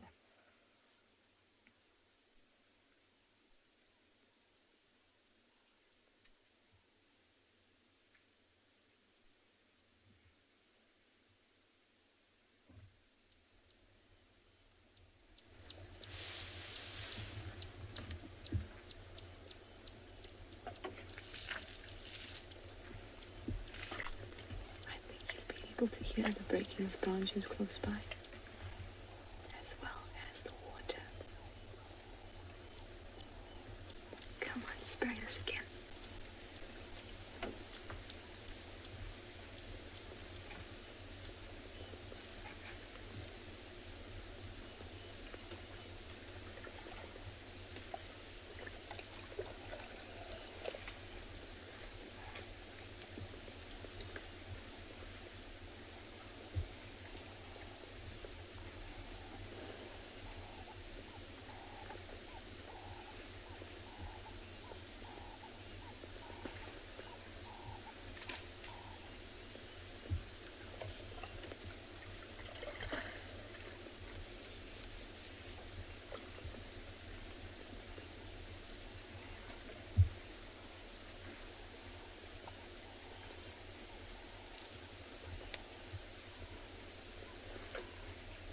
This one's getting a thorough drink.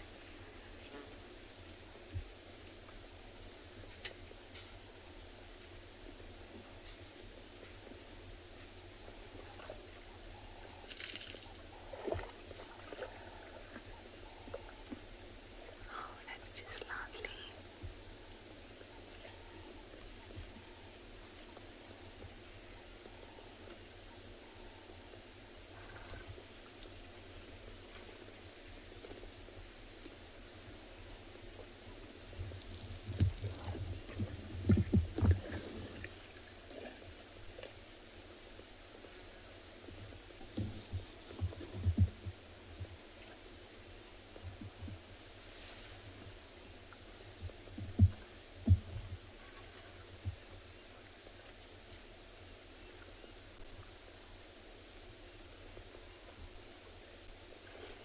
Looks like a pipe.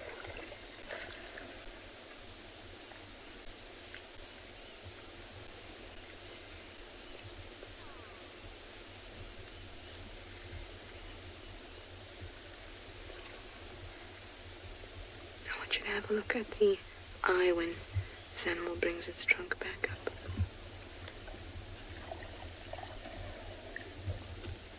Can you see there's a collection of white gunk in the corners of the eye?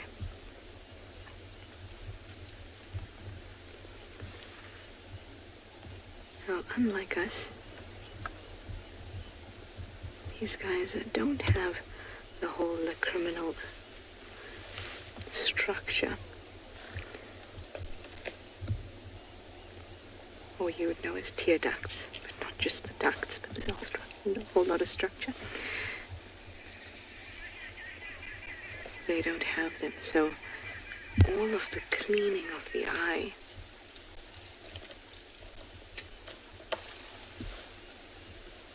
has to be done regularly. So this one's got a bit of gunk on the side, which means that it'll start to tear quite soon to try and clear it out.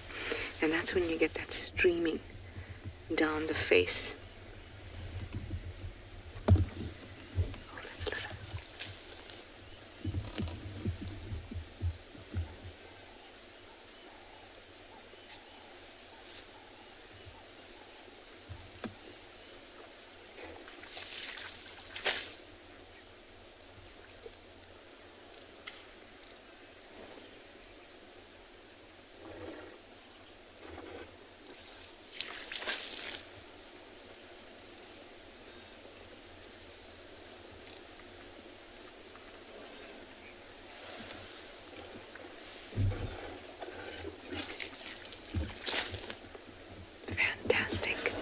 I'm going to try and stick around you and maybe catch up with the rest of the herd. If this guy finishes drinking, but I'll send you over to Tswalu. They have a jackal.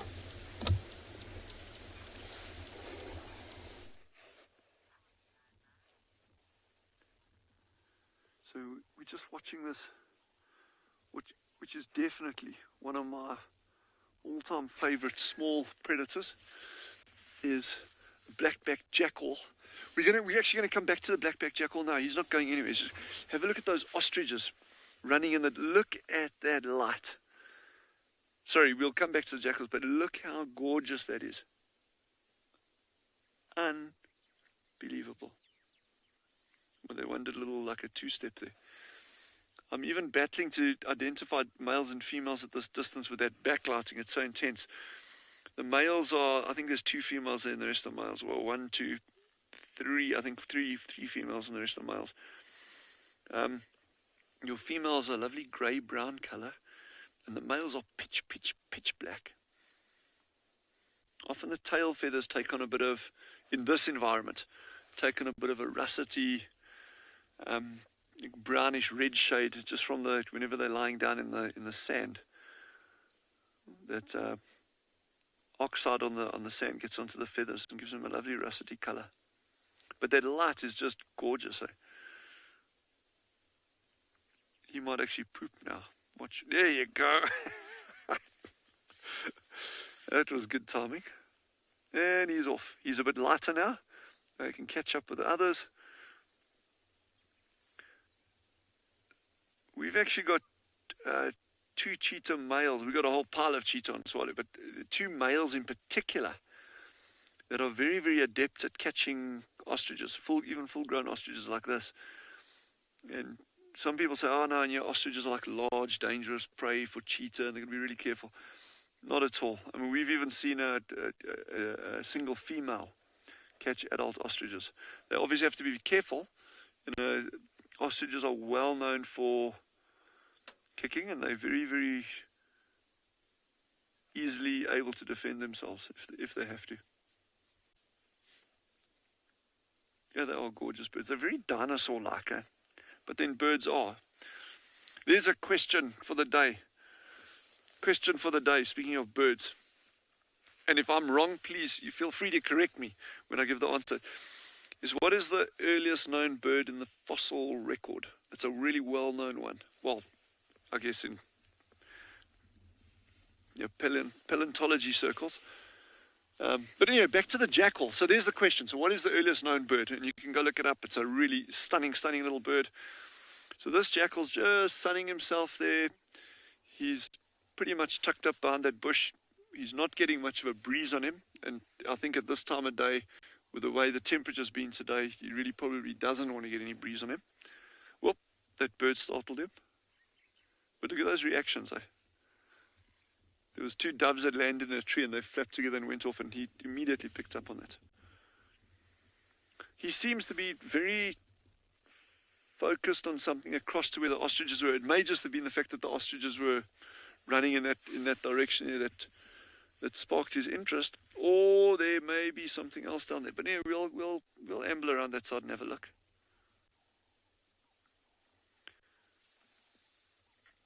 Incredible sense of smell. We talk about hyenas and how they can pick up carcasses from a long way away, and they can. But these little guys are right up there with them. Their sense of smell is off the charts. And they're normally found in pairs, so they should be definitely not in apples, but normally in pairs.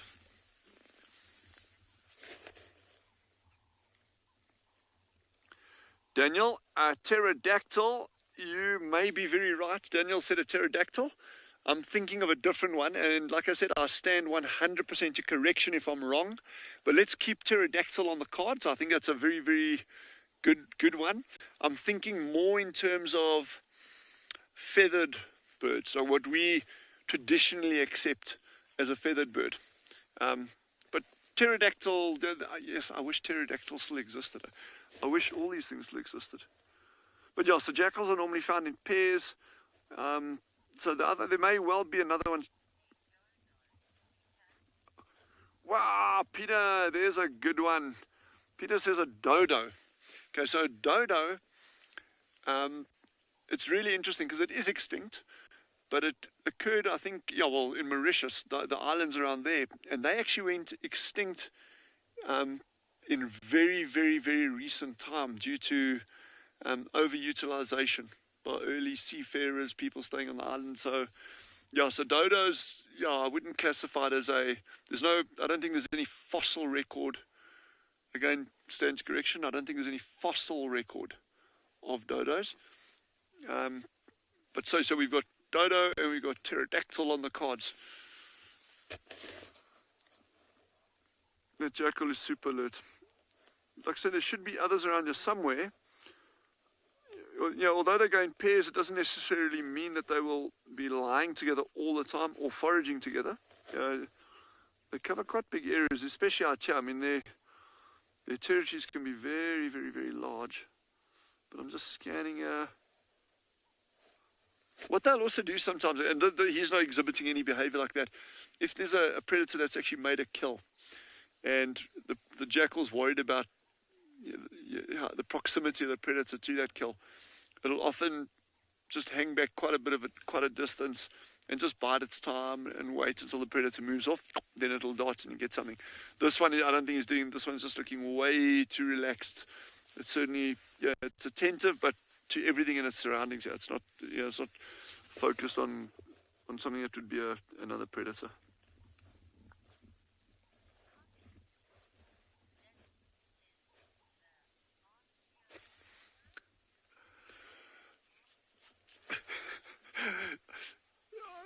Lynn, we have it. We have Lynn, well done. It's an Archaeopteryx. Very, very, very, very good. And so those, to my knowledge, and please correct me if I'm getting it wrong.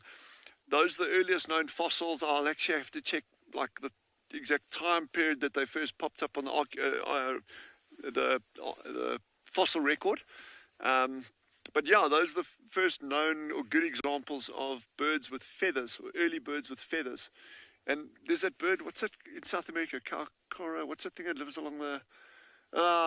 just my South American bird knowledge is letting me down here. There's a bird that lives like along the rivers there. Anyway, I'll come back to you tomorrow on that, unless someone else one of you guys can help me out on the name. It's a bird that... Quetzal, no, it's not that. Like a nest just above the rivers with a long tail. Looks almost like an Archaeopteryx. Anyway, I'll look it up tonight and I will come back. Stick with us tomorrow. We will be back. But what a magical afternoon, eh? Just so, so beautiful, eh?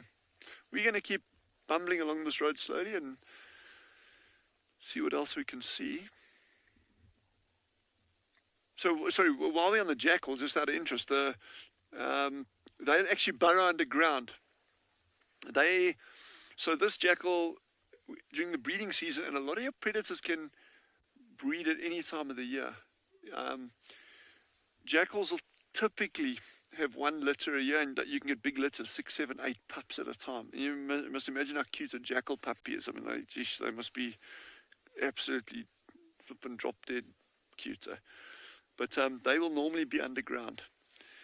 And so, again, that is so important for thermoregulation as well as protection from other predators. We are outside of the breeding season now, so it doesn't necessarily mean that there's a den site close by to you. It might be 200-300 meters away, or even further. There's yawning. He's going to start getting up and start moving. So while we're waiting to see what this little Jax is up to, I think head on over to Steve and some elephants.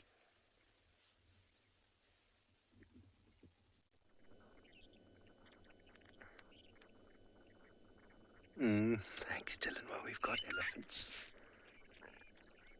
We had some elephants that got into the bush, but look at this perch starling. Going to...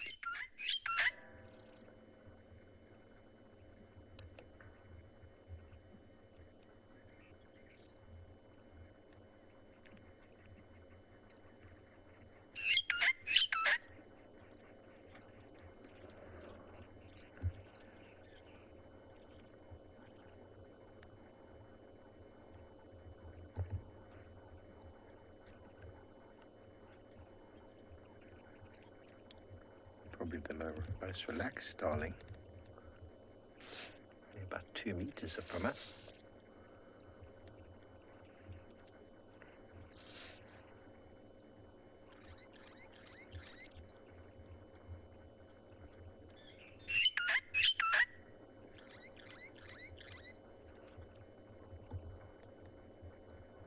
Responding to another one calling.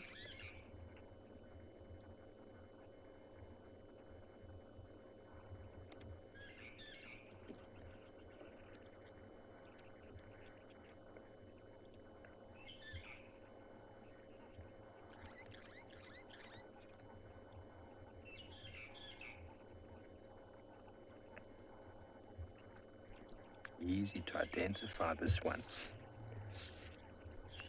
Long tail, dark eye.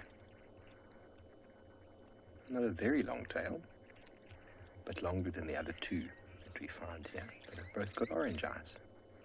Greater blue-eared and the Cape glossy starling. Seems to be sort of a boundary line within the Kruger whereby the Birchall starling gets overtaken by the Meaves starling in the north. Got a much longer tail. Well, that was pretty special. Eh? We stopped for some elephants and I said, Davy, look at the bird. I mean, look where he was. He was just on this branch out there. He was looking at us. How nice is that call? Oh, wonderful. Okay. Well, onward we go. Very good. Let's quickly send you back over to that dog. He's on the move.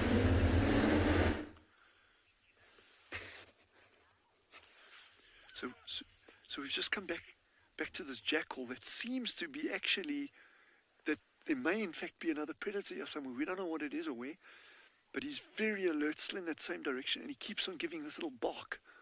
And it's not his proper territorial call. And he seems a little bit agitated, kind of in that direction that he's heading, but more to the left over here. So Genre and I are just going to sit, and we're just going to keep watching here. It could even be another jackal that he doesn't recognize that crossed his path, further down there that he was watching. Or it could be something even further away. But we're just going to stick with this little guy and just see what happens here.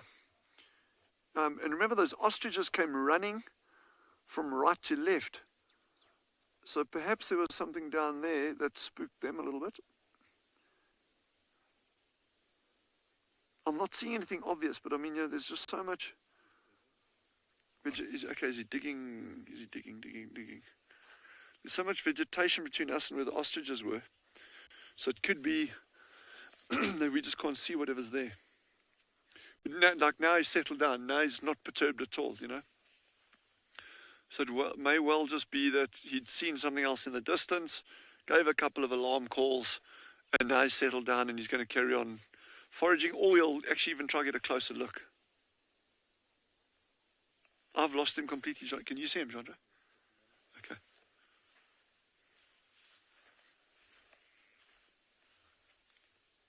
Okay, yeah, we got him there. Yeah, we got him. He's just standing watching. And he's out in the open there now. Ooh! Let's see if he actually... I wonder if there's not a den site there. No. See, their sense of smell is incredibly good. So there may be something there that he's trying to eat, but they don't. That's very interesting. Let's see if he pulls something out. No. I've actually watched them eating termites and fruit as well. Little berries off trees, off bushes. So we typically classify they're carnivores, but they'll actually go for a very, very wide range of things as well. I guess it would be kind of the equivalent of a coyote, a little bit smaller, but the ecological equivalent of a coyote, or dholes in India.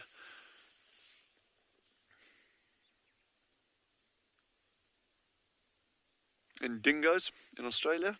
So it's that kind of ecological equivalent that we're looking at here, these black-backed jackals. And our colleagues down in Phinda, they've also got side-striped jackals, which are... You'll never see those up this... We don't have that species here. Let's see what he does there. Now we're just going to slowly start ambling forward. Okay, there he goes. On those bushes now. He's definitely heading down in towards that area that he was looking. But he's kind of like, we've got this big patch of dense bush immediately to the left of us here. So he's actually taking a nice circuit around it. As a small little guy like that, you don't want to be going through dense bush unless you really have to. Especially if you suspect that there's something going on in there. I mean, you'll give that a wide berth. But let's amble down the road and just see what else we can find or follow up on him.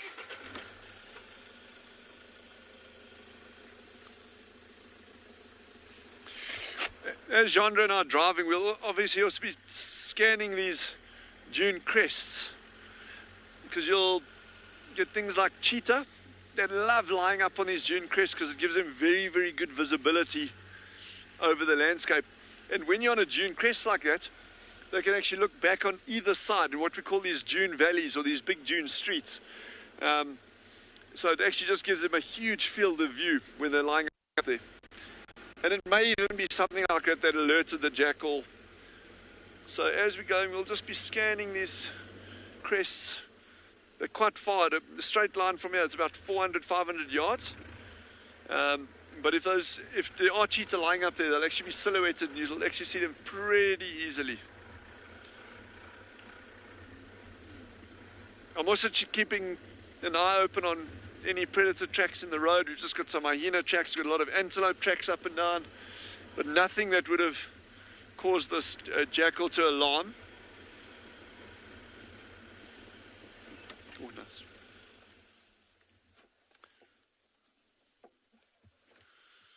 So Genre and I we're just going to stick with this little jackal a bit longer, but in the meantime head back to Trish and the Ellies.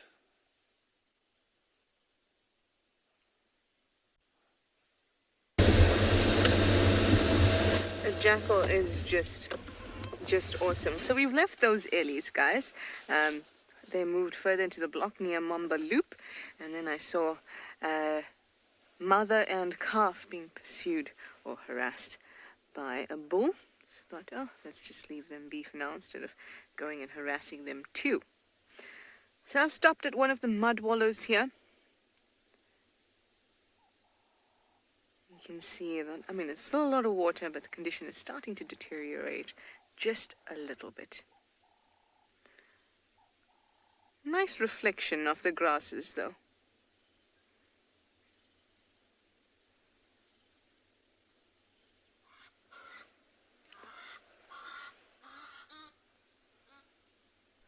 And we had some Egyptian geese.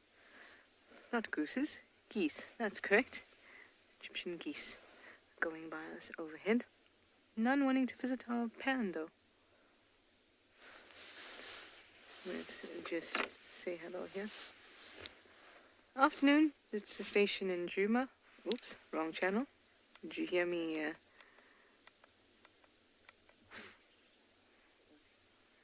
Oh. I'm just getting an update about the lions. So the lions had tracks going all the way from the western boundary through down all the way south and then exited at Weaver's Nest into Little Gowrie. So I'm just getting an update on whether those lions are still there, whether they've moved. No movement. No movement yet, but I think it would be a good idea to just stand by in the southish area. So I might head in that direction. I'm going to go west and south. Just keep an eye out there. I can show you exactly where the tracks go out as well.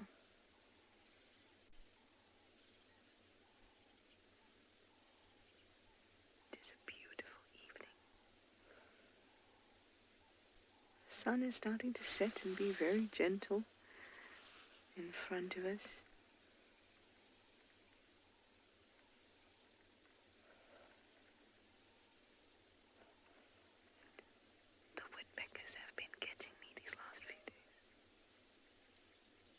There was an elephant shouting. The woodpeckers, I can hear them all over the place, but I can't see them. It frustrates me. I just heard an elephant screaming behind me. It's probably that same pair that I pursued by that big male. Oh, lots of interesting sounds. If you enjoy listening to these sounds with us, watching the African sunset and sunrise with us, and meeting all our wonderful animals, please go over to our support page and see what you can do to help us.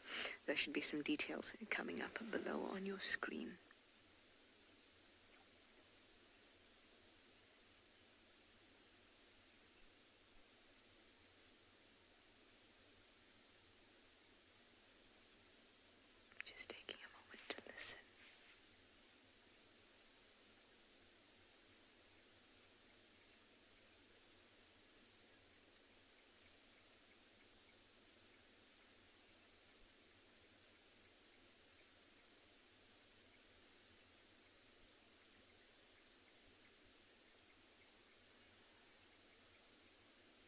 When you listen, you hope to find clues, but sometimes it's not about that. Sometimes it's just about listening to the bush and being present. And of course the fresh air.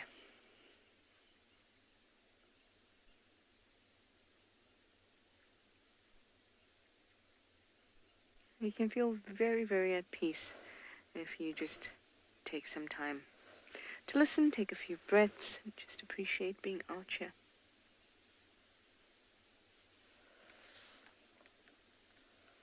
Well, I'm going to get moving now, and Dylan's jackal is on the moose. Let's go over to Tswalu.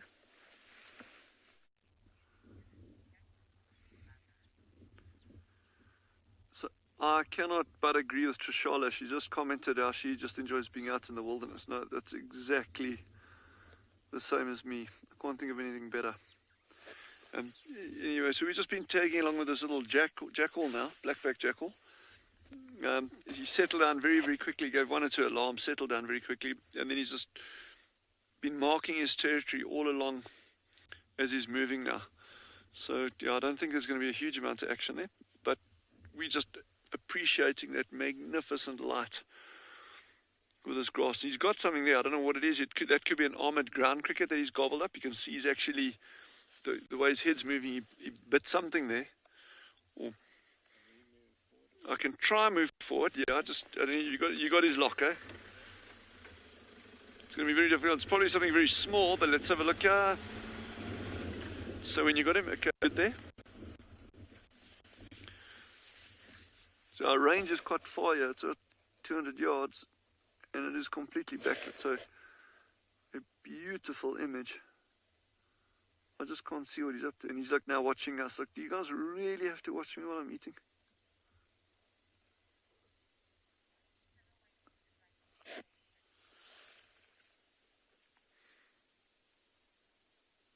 Yeah, his silhouette does look a bit like an Alsatian, just like a small one.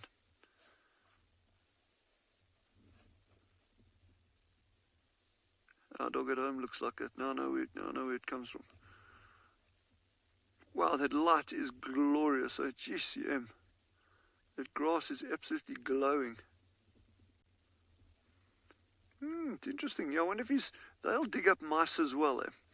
So I wonder if he's got a mouse nest there.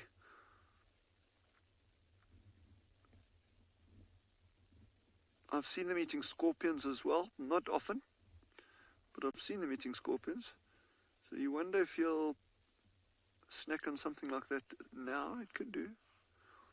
Although a lot of the scorpions that we get here are what we call burrowing scorpions, and they can burrow very, very, very deep. Yeah, and there's kind of a payoff to any kind of foraging that you do in terms of energy loss and energy gain. You know, if your food parcel that you're going to get is too small and too difficult to get to, it's really not worth the energy trying to get it out.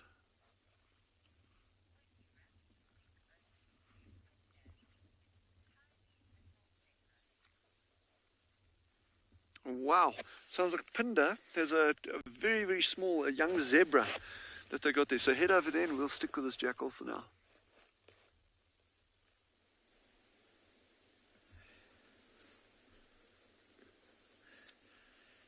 So we've been driving around looking pretty hard the whole afternoon for black rhino, and the only thing we seem to be able to find is some zebra. And what a treat to find such a young zebra. So you see how the zebra is purposely staying on the other side of mom, because that's where it feels nice and safe. This is potentially a very newborn zebra. I'm just going to ask Marcel to zoom in as much as he can on this little foal and have a look how furry it is. It's kind of like baby fur. We talk about human babies having baby fat. The zebra babies have baby fur. And that is extremely fluffy. It looks like it's almost like a teddy bear. But you'll see that it is starting to eat grass already. So it's probably closer to a month old. I don't think it was born in the last week or so. But still very, very cute. And I can just imagine all of you back home going, "Oh, so cute." It's generally the sound effects that happen on the back of my vehicle when I've got guests with me. Lots of But we've come to a very beautiful area of the reserve here where it's a little bit of a hill. And I just want Marcel to quickly just look the total opposite direction. If you were following me earlier, I would have spoken about the ocean and how the water came and went. And you might be able to see far off in that direction is the Isimangaliso Nature Reserve. And those are the sand dunes. Marcel, you need to go a little bit more left. So in that direction there, we'll be able to see the sand dunes. So Marcel was sort of pointing in the direction of the Isimangaliso, but there we go. Now you can see the Isimangaliso there. And you can see far off in the distance, you can see some hills. And those are actually the second tallest vegetated sand dunes in the world. The tallest is in Australia, and we've got the second tallest vegetated sand dunes just off in the distance from us. All right, back to the zebra to see what they're doing. I'm hoping we're going to see this foal come and suckle.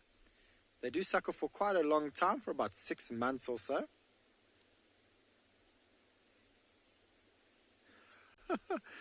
Viking Mermaid, you are correct. And I wish I had another fleece jersey on me at the moment. It is getting very, very cold at the moment. It was about 9 degrees this morning Celsius, and I think we're getting to that very quickly right now.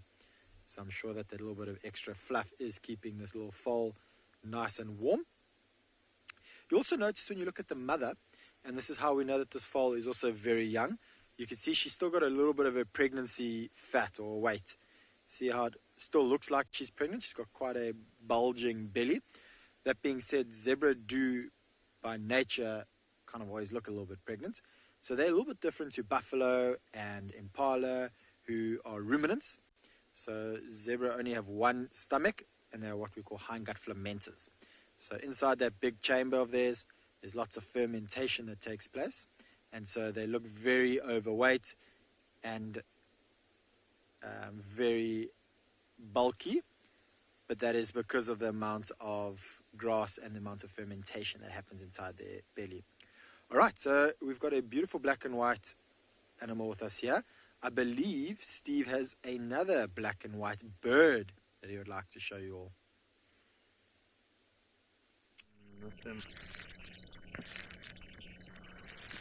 We do indeed. Isn't it wonderful to see baby zebras? They are just the cutest little things. Well, everyone, we have found a juvenile fish eagle. It's nice to see.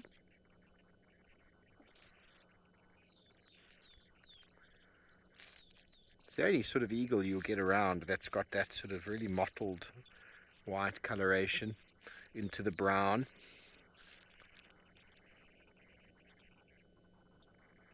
That can be confused with an osprey. I've never seen an osprey here though. Osprey's got a broad white eye stripe. Oof, actually looks very much like an osprey now that I'm looking at it again. If we had an osprey here, I would be blown over the moon. It looks too much like a fish eagle. The osprey's got a yellow eye and the fish eagle's got a dark eye at this age. They are highly competitive of each other. The fish eagle's very aggressive towards ospreys, but both feed in very similar manner. Ability to catch fish out of the water.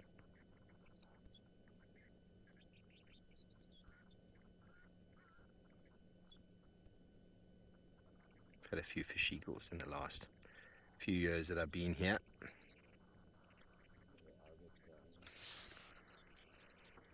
Oh, here comes that stork down to fly here. That's a stork. Or is it a heron? I've got some really nice tracks next to us here of a, it looks like a heron. Some really nice tracks of a very large bird next to the car that also stopped to have a bit of a poo. Very likely the heron. I thought it might have been a stork, but now that we see this guy coming in, we had Vuyatela watering. Oh, there we go, grey-headed heron. And that was Vuetela Lodge that you might have seen in the background. Wonderful place to hang out. Water always provides lots of activity, although apart from a couple birds, it's relatively quiet this afternoon.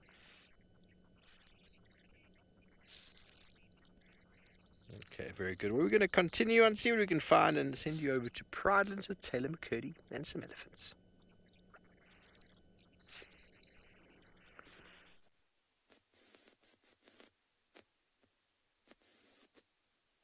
We are feed watching. A bachelor herd of elephants feeding on a marula tree they've pushed over. It's quite funny. How many bulls are here? 1, 2, 3, 4, 5, 6, 7, 8. 8 elephant bulls, and there are actually a couple more that were just a little bit further away. And I'm sure once they hear the crunching sounds of this delicious marula tree, they'll come racing on in. But there is an elephant in and amongst this, all the bulls that you may know. His name is Kumo, a big elephant bull that we've been seeing, which is quite nice. And I met a new collared elephant bull too. His name, and he's actually one of the bulls that was moved.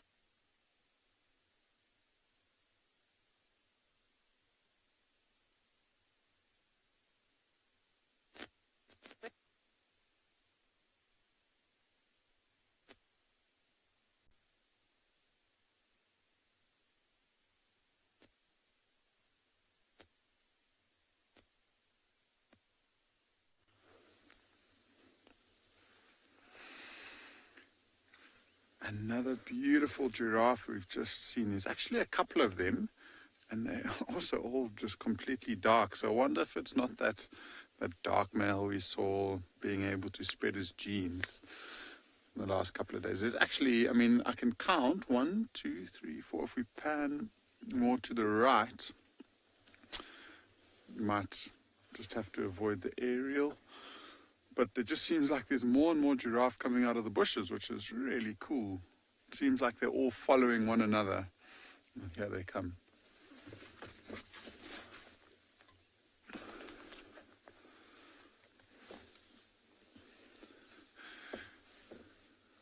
See this one, the one in the foreground here that's really dark. She's actually a female, and usually most people say that the males tend to be much darker, but she's incredibly dark for a female. And see, they're not in any particular hurry, so they're just walking along, and they walk to a bush.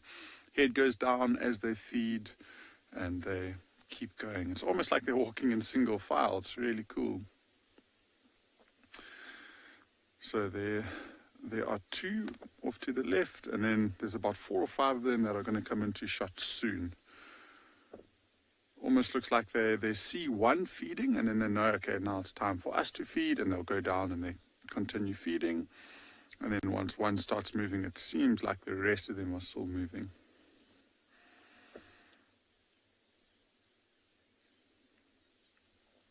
Let's just look at the colors that we're experiencing this evening. And it seems to happen in the wintertime more, where it's almost more picturesque looking in the opposite direction of the sunset, because you just get all of these lighter blue colors that you don't really get in the summertime. It's just absolutely stunning, especially with the dead tree. It just gives it so much character.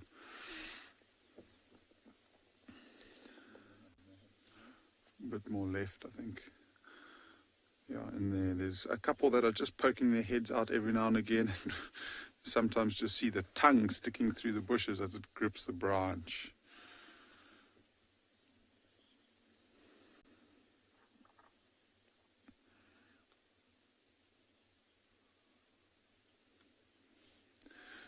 Onyx Fire, you asking how long it takes for a giraffe to reach maturity. And for a female, I think it's around maybe about 4 or 5 years old or so. A male will probably reach maturity in around about that same time. But because they have to compete with much bigger males, they tend not to be able to compete for mating rights. So that might happen at maybe about 7, 8, 9, 10 years old for males.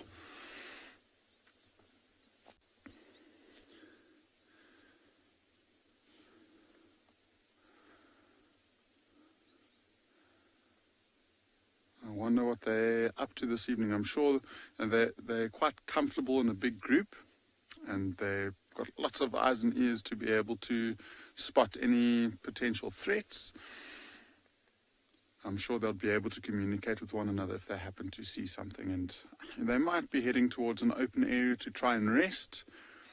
I don't know if anyone has ever seen giraffe lying down, but it tends to be quite a rare thing. They don't spend too much time lying down because it takes so long for them to stand up.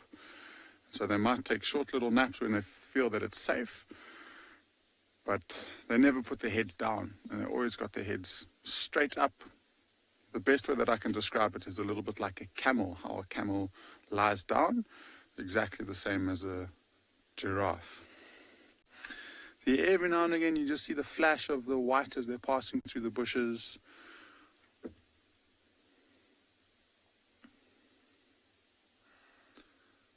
There's 3 in one shot, and I was talking about how dark one of the females is.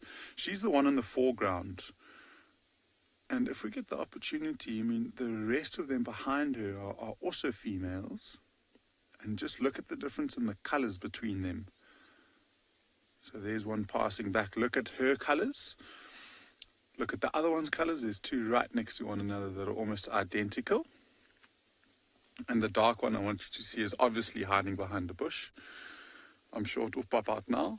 But this is amazing. We've got at least 6 or 7 giraffe coming out into these open areas around us. Really quite special. We were actually driving in this area to see if we could find any sign of some jackals, but we haven't seen them. Here comes the dark one now.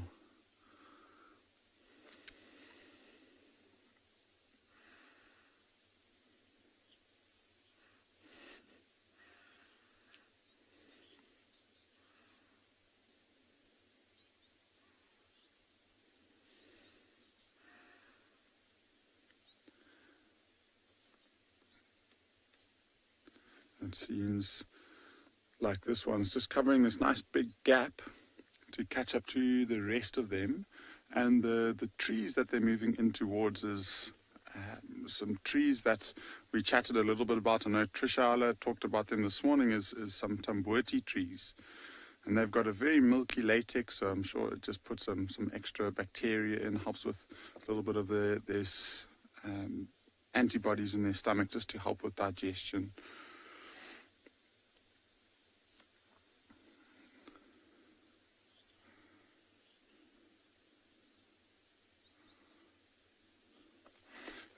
Anushka's asking a question about giraffe and why they're in the vulnerable status. And Anushka, I think it's largely got to do with them losing their habitats. You know, for a very, very long time they were classified as one species and they weren't really considered too much of a threat. But now more and more research has been done, and I mentioned a little bit earlier that they've split off into different species. And within those species, because they're losing more and more space and more natural land to move around in, a few of those species have moved into the vulnerable and even the endangered list. I don't know about southern giraffe, though. I think they're not too vulnerable. There seems to be a lot of giraffe within South Africa. If you start moving up into East Africa, where you get the split off of the species of the Rothschild, of the reticulated, of the Maasai giraffe, and that's when I think you might see that they are slightly more vulnerable.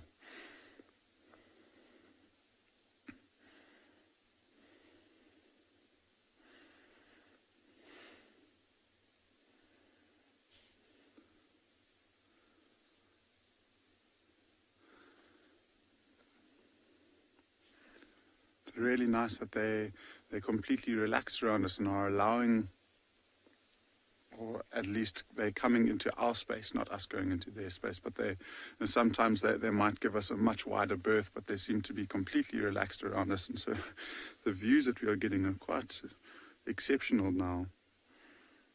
And see the height difference between the one on the right-hand side and the one on the left.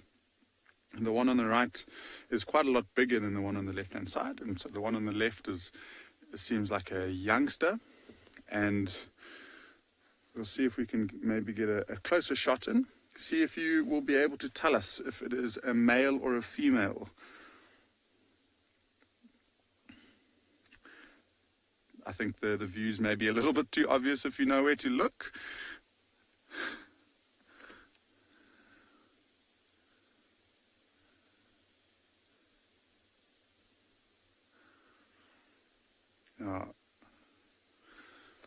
Onyx, you've asked how much food a giraffe needs to eat, and I don't have an exact amount for you. Maybe see if I can find out. But they seem to be, especially in the cooler parts of the day, they seem to be feeding quite a lot. And I mean, it's a very, very large body. These giraffe probably weigh about 800 and maybe up to about 900 kilograms for these females. Males all the way up to 1,200, 1,300 kilograms. And so they need to feed on a lot of vegetation. And so I'm sure it's up in the 20 or 30 kilogram range. So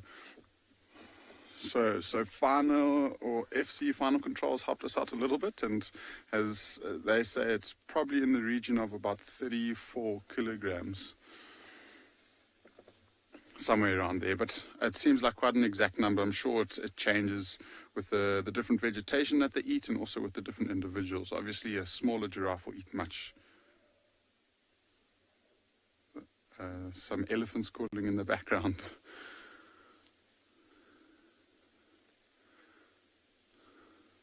Do you want me to reverse back? So we might just switch over to infrared, so you'll see a slight color change. And I'm going to back up just so this bush isn't in our way. We've almost lost all of our light now. But these giraffes are just putting on such a good show.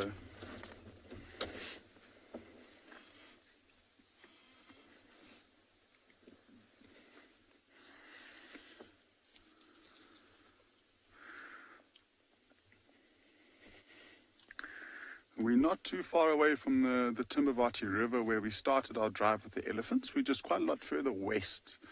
And so I'd imagine that these giraffe would have spent the majority of the day there. If you were watching us in the morning, I was talking about how much greener the leaves are in the riverbed because they're much closer to the underlying water. And so they're probably holding a lot more nutrients than some of these trees in the higher ground. Now, they seem to be moving away from the dense vegetation of the riverbed, maybe more into some open clearings where they feel safer at night time.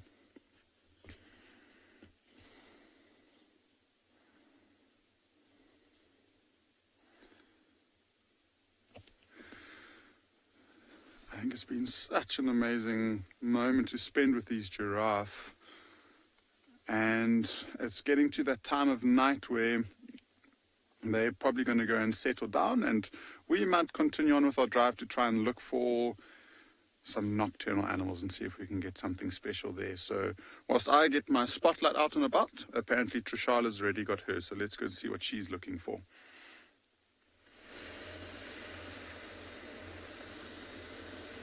I do have the same idea. My spotlight is out. And I am looking for a creature that I find in the night, but it's not particularly nocturnal, and I think you all know what it is. But also I'm looking for any eyes low to the ground, slinking along, that could resemble a leopard. Now, if you're wondering about the lions, I haven't had any update about the lions. And we were told, oh, listen.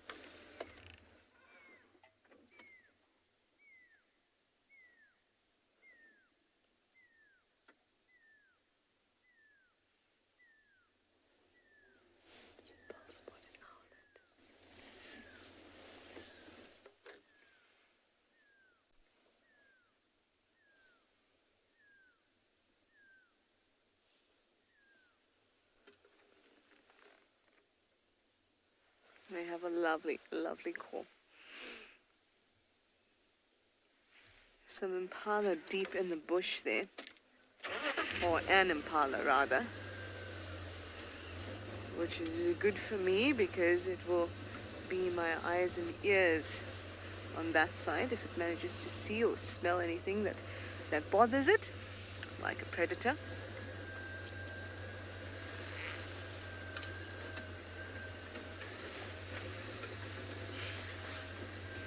I must admit I've seen only female leopard tracks heading east on Wahlberg's Eagle's Nest Road. And they didn't seem particularly fresh because they weren't on top of vehicle tracks. So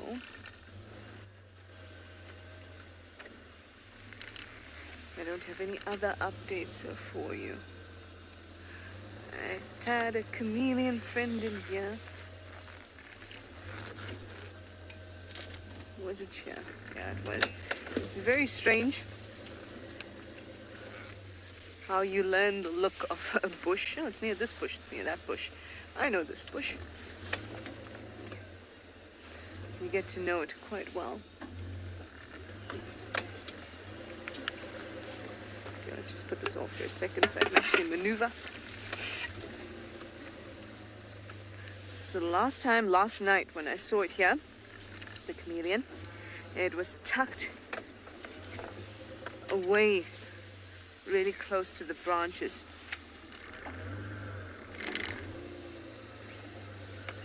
So I hope that it'll be here, but it seems that Jared has some eyes in the bush. That sounds awesome. Let's go see what it is.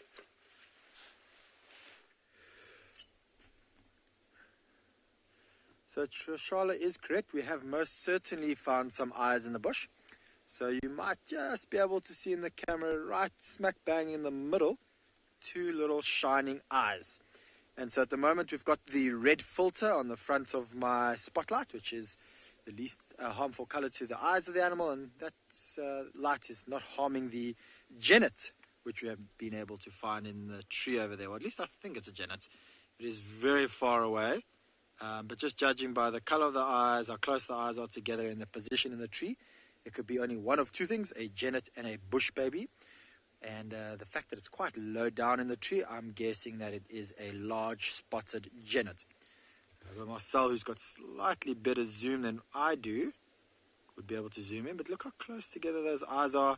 Not terribly big eyes, which the greater galligo, which is the bush baby that we get in this area, or known as a thick-tailed bush baby, the eyes do tend to shine a little bit higher. And if I squint my eyes and look really hard, I think I can see two little ears just above those eyes, which is very typical of the large spotted genet.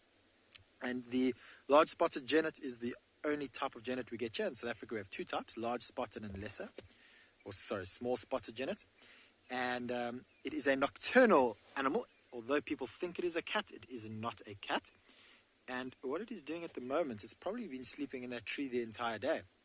And with it being nocturnal, meaning night active, it is slowly coming down and looking for insects. So it will be catching any sort of insect that might be in this area. And probably at the moment is just glancing off in the distance, looking over the grass to see if it can find any flying insects around.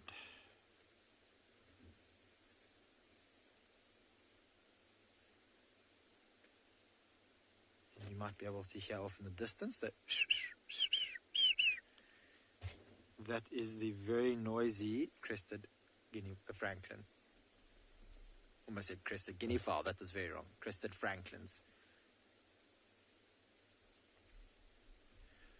Right, so it seems like we've been able to find some nocturnal animals. So we've got this large spotted genet here, and I believe Steve has a very big owl.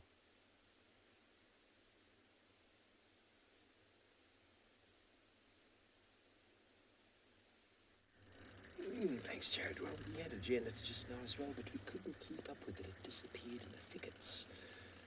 But now, everybody, we found a spotted eagle owl in the tree. Now, many of you who are new viewers will not have experienced the wonders that we were able to provide for quite a few months. We had a spotted eagle owl nesting just around the corner with the world's cutest and most adorable eagle owl by the name of Sebwig, which we were able to document and go through the process of his upbringing from a little ball of white fluff to an almost fully mature adult. I haven't seen him in months. We're hoping this might be him. Really no idea, or her, really no idea how to tell. Doesn't respond to his name. So quite incredible, these animals. The guy's able to turn the head.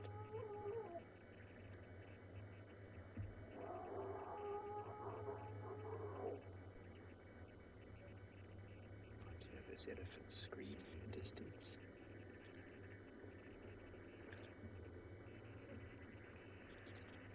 The tufts on the top of the head are actually just called ear tufts, but do not serve as ears.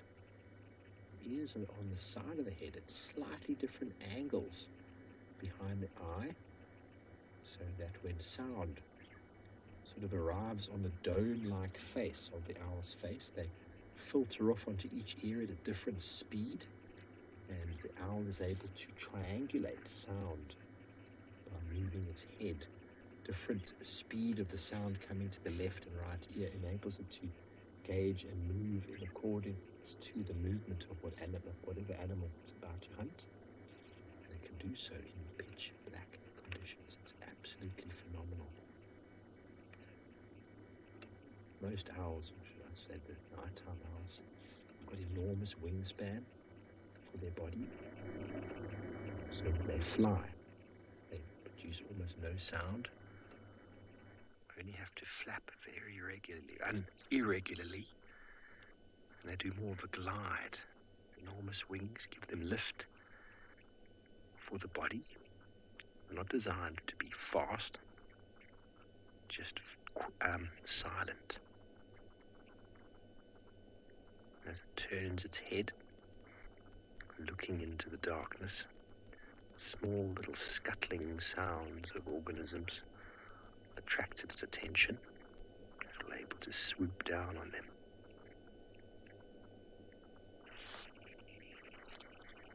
Just going to move up slightly, maybe get you a better angle, as we are quite far off. If it's Sebwig, maybe he's going to come down and say hello to us.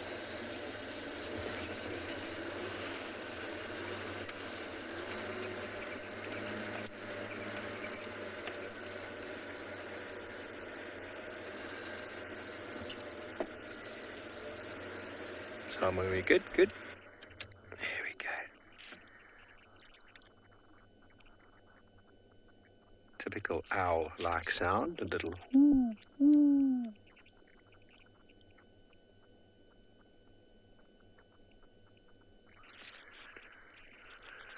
I'm almost certain it is the spotted eagle owl, not the giant. Now I'm having some second thoughts.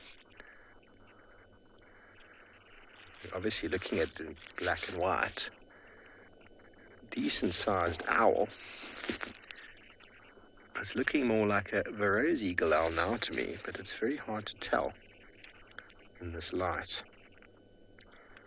Oh, that's definitely a spotted. It's not big enough for the giant. Did you hear it fly past? No, you couldn't.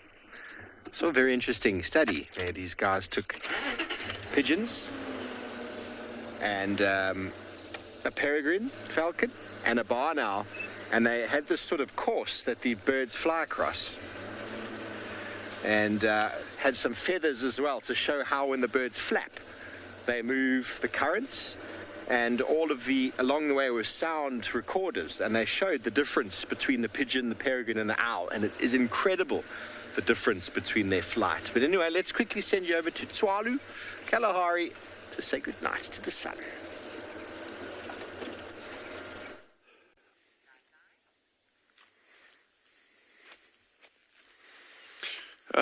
I definitely don't have anything as profound to say as pigeons and owls, unfortunately. But Jandra and I just really been enjoying this incredible sunset we've had, and just kind of chewing the cud on the interesting day that we've had with the challenges associated with it. But it's all part of what we're out here for. And yeah, I wouldn't want to be anywhere else. So that's the long and the short of it. And I think Jandra, you'd agree, eh? Jandra says maybe with someone else. Well, he's obviously excluding me, so. But yeah, this is absolutely beautiful. We spent a bit of time scanning down here. This is the area that the honey badgers have been frequenting. Yeah, they've been in and out of this area and that. So we're just hoping maybe we get a glimpse of them. You know, we've got these big open areas that we can see quite a way. But it all seems very quiet at the moment. But we'll continue down here, and we're just really enjoying this incredible sunset we're having.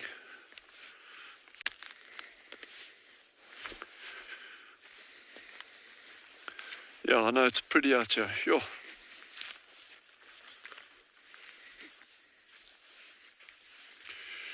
Yeah, let's go see what else. We got some time left, so we're gonna head down into this big valley that you're seeing below us. So we're gonna go down and head into there. So what are those on the road?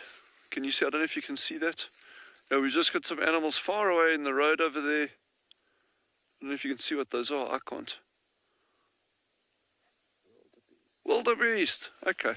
All right, well, we're going to continue down there, and I think in the meantime, head over to Trish and see what she's got. Leopard. We've got a leopard, guys.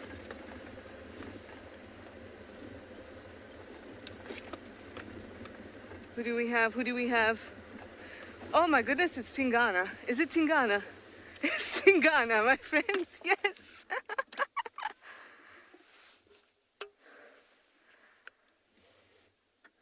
Oh. Woohoo! That's just... And we have one of the hyenas following him. Now he's going to tuck into that drainage, and it's going to be very difficult for us.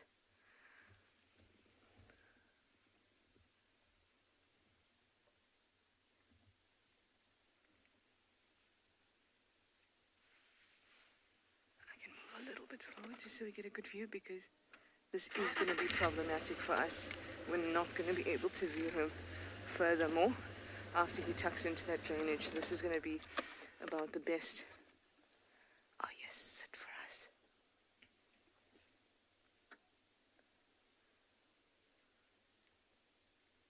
Oh my goodness, guys, are you as happy as I am to see him?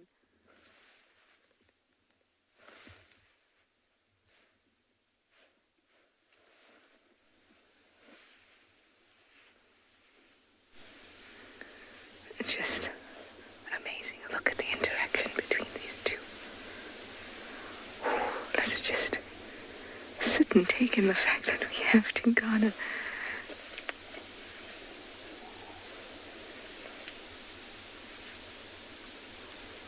This looks like Swazi behind him.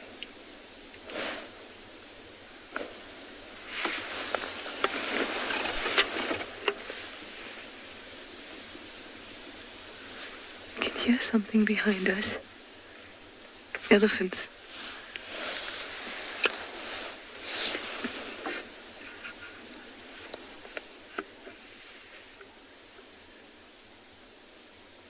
So this is the cub Swazi. I mean, oh my goodness. I'm just gonna call this in quickly on the radio.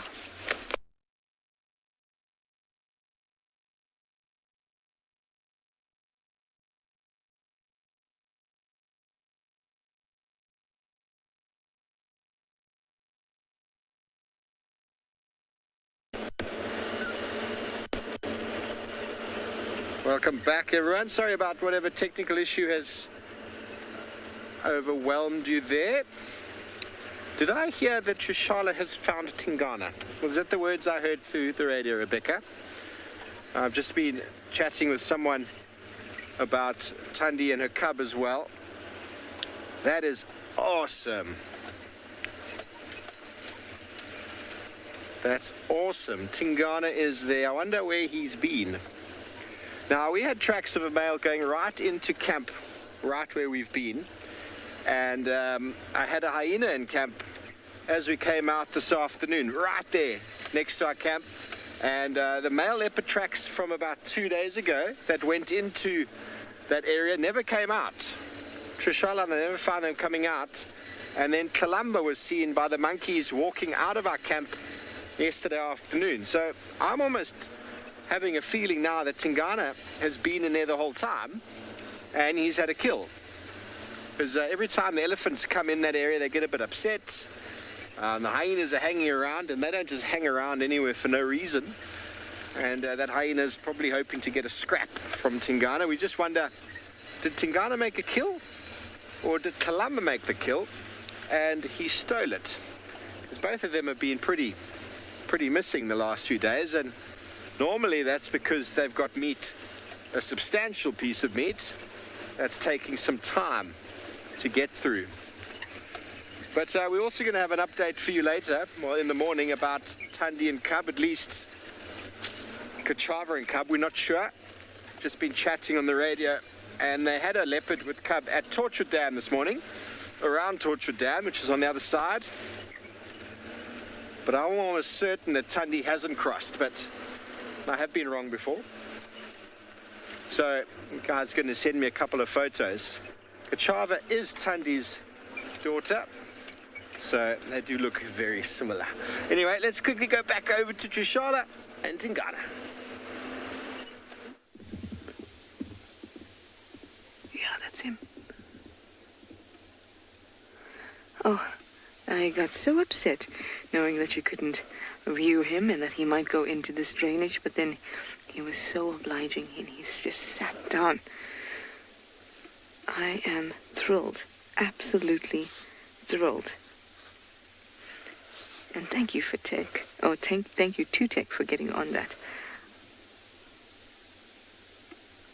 I'm going to be quiet because you'll be able to hear there's elephants around. You might even be able to hear Swazi the hyena walking around. A lot happening here right now.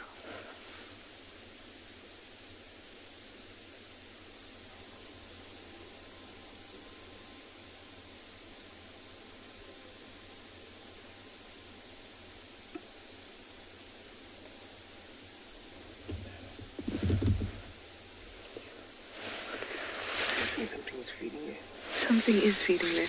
I'm going to reverse a little bit because something else is at the pan. I just want to have a look and make sure we're not missing out. No. Something sounded very close. Just up there. Okay.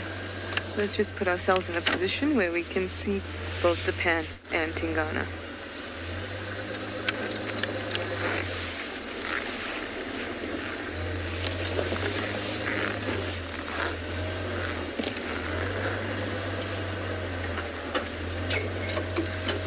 How's that, PK? Good. I will keep an eye on the pan here.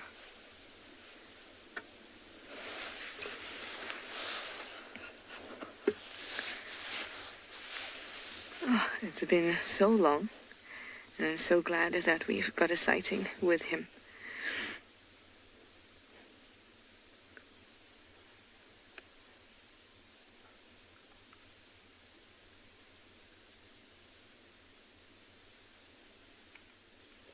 Sitting here as if to say, this is Djuma, this is my space. Just awesome that we have a leopard. And he's such a large, healthy male as well, even though he's getting older. He's just stunning. His condition is great. This was so exciting, and I'm so glad that we managed to find him just as you guys came to us. That is one of the most amazing things about my job, finding things with you guys. And if you love it as much as we do love it, having you on board to find these incredible creatures, please do go to our support page and do what you can to help us out.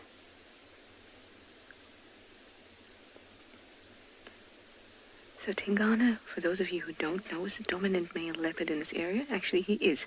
I had a slip of the tongue there and said it was, because we're starting to think that he's getting a bit nomadic. He's been spending time away from this area. Hukumuri's been moving in. Mowati's been moving in. And he's 13 years old, so he's an older leopard.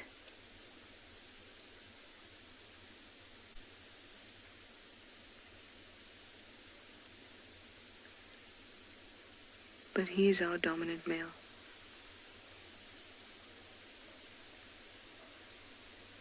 Oh,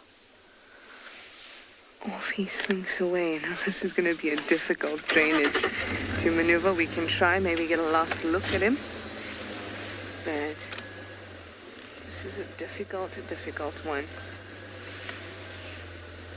Okay, my boy. Okay, does his face just stay okay? I'm gonna try. Get in. Yeah, you may just have to look over my head. Now, because of the infrared light, see, if I spotlight him, then I'll bring attention to him and I could potentially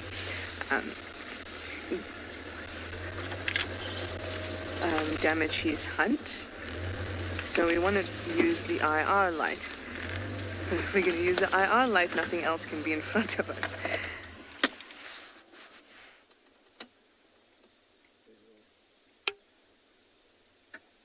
He's gone.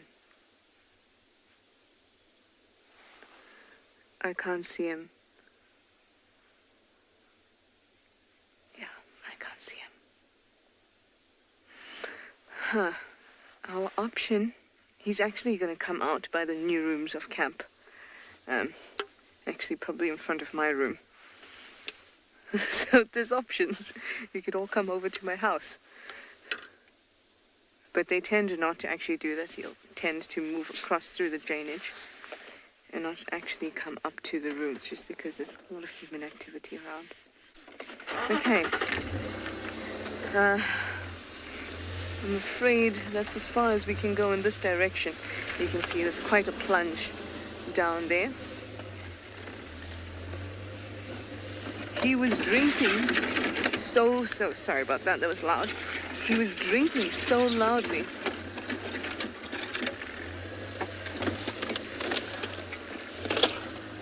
Well, we have Swazi here, just sitting quietly, waiting for Tingana to do something. All right, well, guys, I'm so glad that we were able to show him to you. Oh, yay, Swazi, we're going to stick with you. Waiting patiently.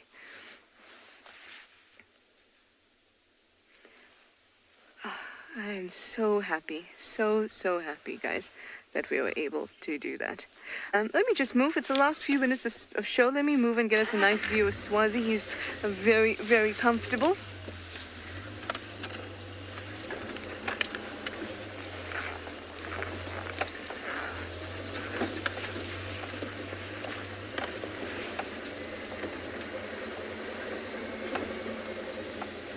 Hey, gorgeous.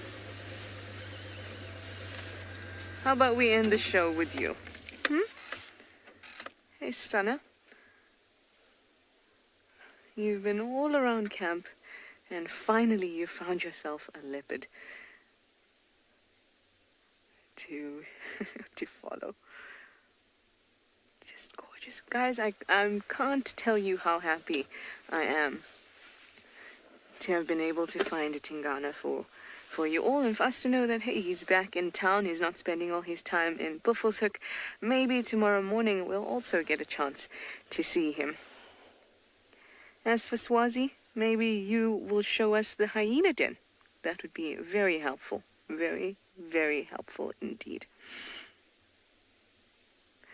Well, guys, that was exhilarating. There was something for everybody this game drive, and we'll see you in the morning. So thank you for your questions and comments, and good night.